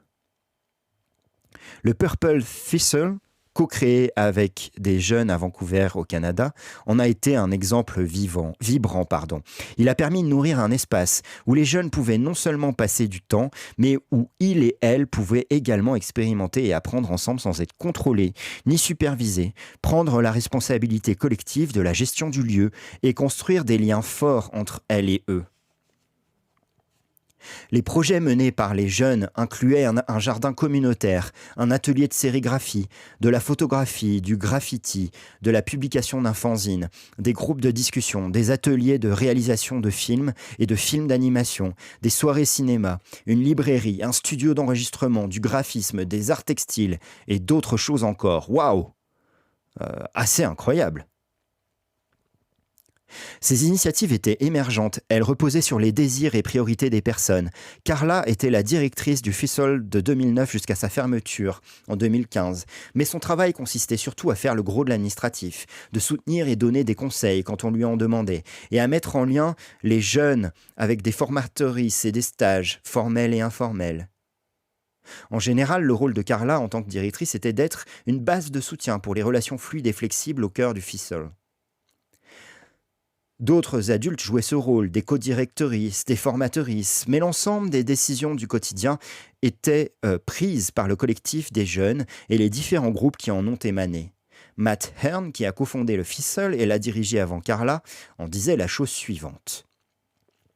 J'aime penser que le Thistle est vraiment facile là où l'école est difficile, et difficile là où l'école est facile. Donc par exemple, quand tu vas à l'école ou au travail ou dans de nombreuses institutions, tu sais exactement ce que tu dois faire, ce qui est attendu de toi, et tu n'as pas beaucoup à réfléchir. Et parfois c'est agréable, tu n'as qu'à laisser faire. Il s'agit essentiellement d'obéir aux ordres, de faire ce que l'on te dit, et tout va bien se passer. Donc, sur plein d'aspects, c'est vraiment facile. C'est aussi très difficile parce que c'est vraiment dur à faire pour la plupart des gens. Et parce que tu luttes pour ça, tu résistes. Le ficeul renverse cette situation de différentes façons. C'est vraiment facile parce que personne ne te dit quoi faire. Tu peux faire ce que tu veux. Tu peux venir et partir quand tu veux. Tu peux retrouver par toi-même comment y accéder. Donc c'est très facile, mais c'est aussi très difficile. Parce que c'est quand même une sacrée dose de responsabilité. Le ficeul peut être compris comme une contre-institution, un contenant flexible, où les participants ont défini elles et eux-mêmes les rôles et les responsabilités d'une façon ouverte et expérimentale. De telles contre-institutions peuvent préfigurer la confiance et la convivialité, en créant un espace où ces façons de se relier peuvent être expérimentées, devenir des tendances et des habitudes, et finalement prendre pied dans de nouvelles communautés et de nouveaux projets.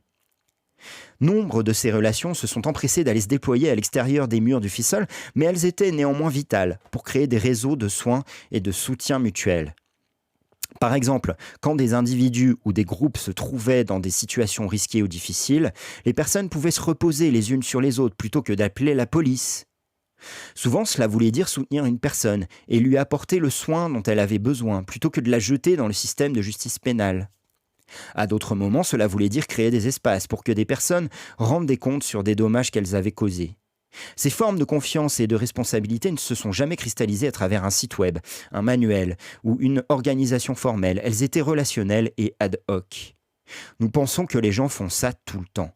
En fait, pour faire en sorte que beaucoup de personnes puissent s'engager de cette façon-là, et pour s'accrocher à ces valeurs comme des notions communes, l'institutionnalisation ou la promotion sont souvent évitées. Alors, à ce stade, il est 13h47, on va faire quoi ? Il est 13h47, disais-je. On a une sous-partie suivante qui est assez longue. J'ai envie de vous passer encore un peu de musique live un peu joyeuse, dans la joie et la militance à la fois, avant qu'on se quitte. Et avant ça, je voulais revenir sur ce qu'on vient de lire, parce que moi, ça m'évoque un truc. Des crêpes, faisons des crêpes. Si tu veux, Skochko, fais des crêpes. Ça m'évoque quelque chose. Créer ces lieux alternatifs, pour moi, ça a l'intérêt que ça montre que c'est possible, qu'on peut échapper à l'institution, que l'institution n'est pas là pour régir intégralement nos vies, dans tous ses aspects. Donc ça montre cette possibilité. C'est des espaces qui ont vocation à expérimenter, à construire du déjà là, et à rassembler le plus possible de personnes. Et ça va forcément influer l'existence de ces espaces-là sur des institutions, en bien ou en mal. En bien parce que ça va permettre à ces institutions de se dire « Ah, il se passe un truc à côté. Je pourrais faire moi aussi différemment à l'intérieur. » Ça va permettre à ces personnes qui vivent dans ces institutions, par exemple là, dans le cas présent par rapport aux écoles alternatives, l'éducation nationale en France, de se dire « Mais regardez, inspection académique, regardez rectorat, regardez ministère. » On peut faire autrement. On peut organiser notre éducation autrement. Mais ça peut aussi, à l'inverse, braquer ces institutions et les scléroser, les rigidifier. Il peut y avoir ces deux phénomènes-là à la fois.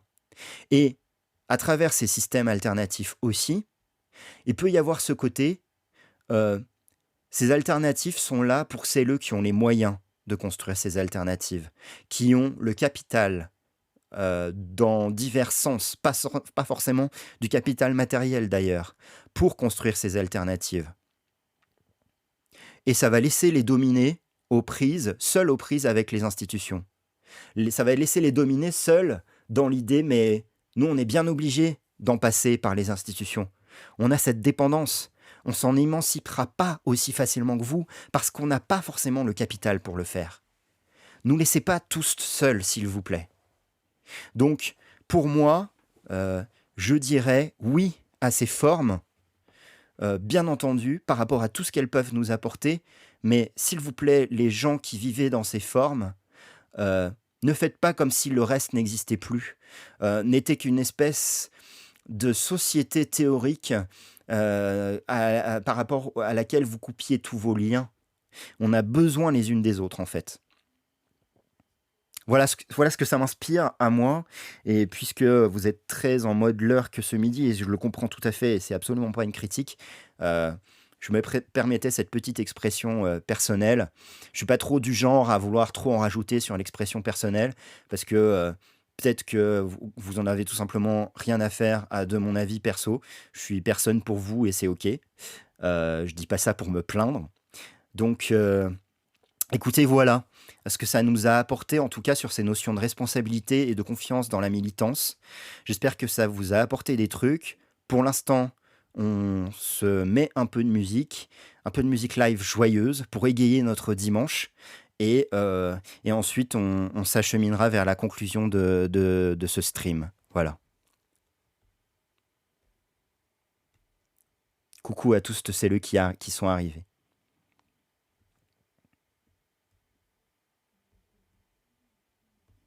On va s'écouter du Fermin Muguruza, Dub Manifest. Je sais pas s'il y en a qui connaissent. Hop, je change de scène. Et c'est parti. Let's go.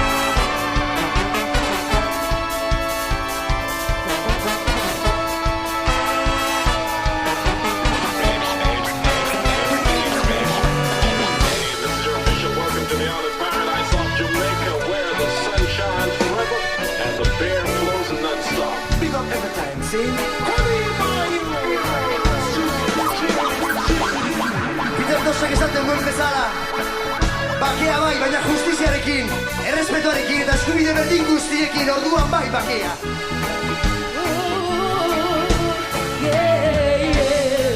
Everyone is crying out for peace. I said, none is crying out for justice. I'm saying everyone is crying out for peace. I said, none is crying out for justice. But I say, there will be no peace until there's equal rights and justice. I got the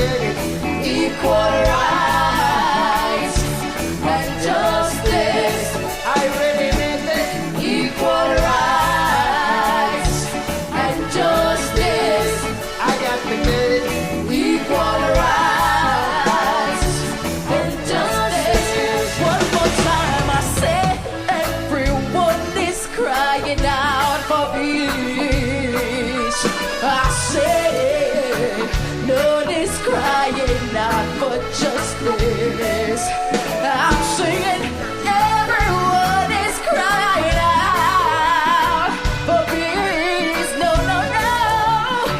No one is crying out for justice. But I say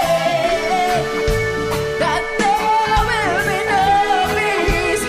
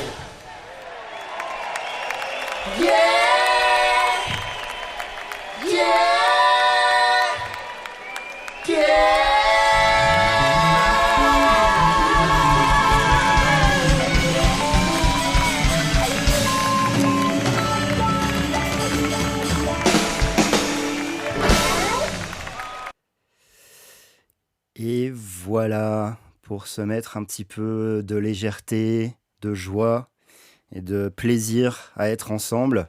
C'est sûr que la musique et des moments comme ça aide bien pour ça. On était ensemble pendant 2 heures. On a continué ensemble la lecture de Joie militante. On va essayer de rester dans la joie militante pour piquer de stream, pour mettre à bas cette tentative de contre-réforme, énième tentative de contre-réforme de nos retraites. Et voilà quoi, vive le piquet de stream. Et je vais bientôt rendre l'antenne. La streameuse suivante est-elle là? Est-ce que tu es là? Ou est-ce qu'il n'y a personne pour l'instant? Je vais regarder si c'est le cas. Parce que moi, je suis censé m'arrêter maintenant. Oui, désolé, j'avais un problème avec. Salut, bonjour à toi, bienvenue. Coucou, qu'est-ce que t'en dis? Désolé, du coup. Je t'en prie, T'as dû t'inquiéter. il est juste l'heure. J'espère que tu vas bien. On est parti pour Oui. 3 heures avec toi, c'est ça? Qu'est-ce que tu Oui. vas nous faire? Alors, ça va être un petit jeu indé. Cool. C'est One Hand Clapping. Et c'est un petit jeu, il faut faire des vocalises, chanter. Donc, dans le chat, si vous voulez essayer de me mettre des chansons, enfin, dont je connais les refrains, on verra. Et j'essaie de les fredonner. Voilà. C'est Cauchemar en musique 2, parce que la dernière fois, c'était aussi un jeu un peu musical, mais il fallait pas chanter. Et donc là, c'est ce qu'on va faire pendant 3 heures.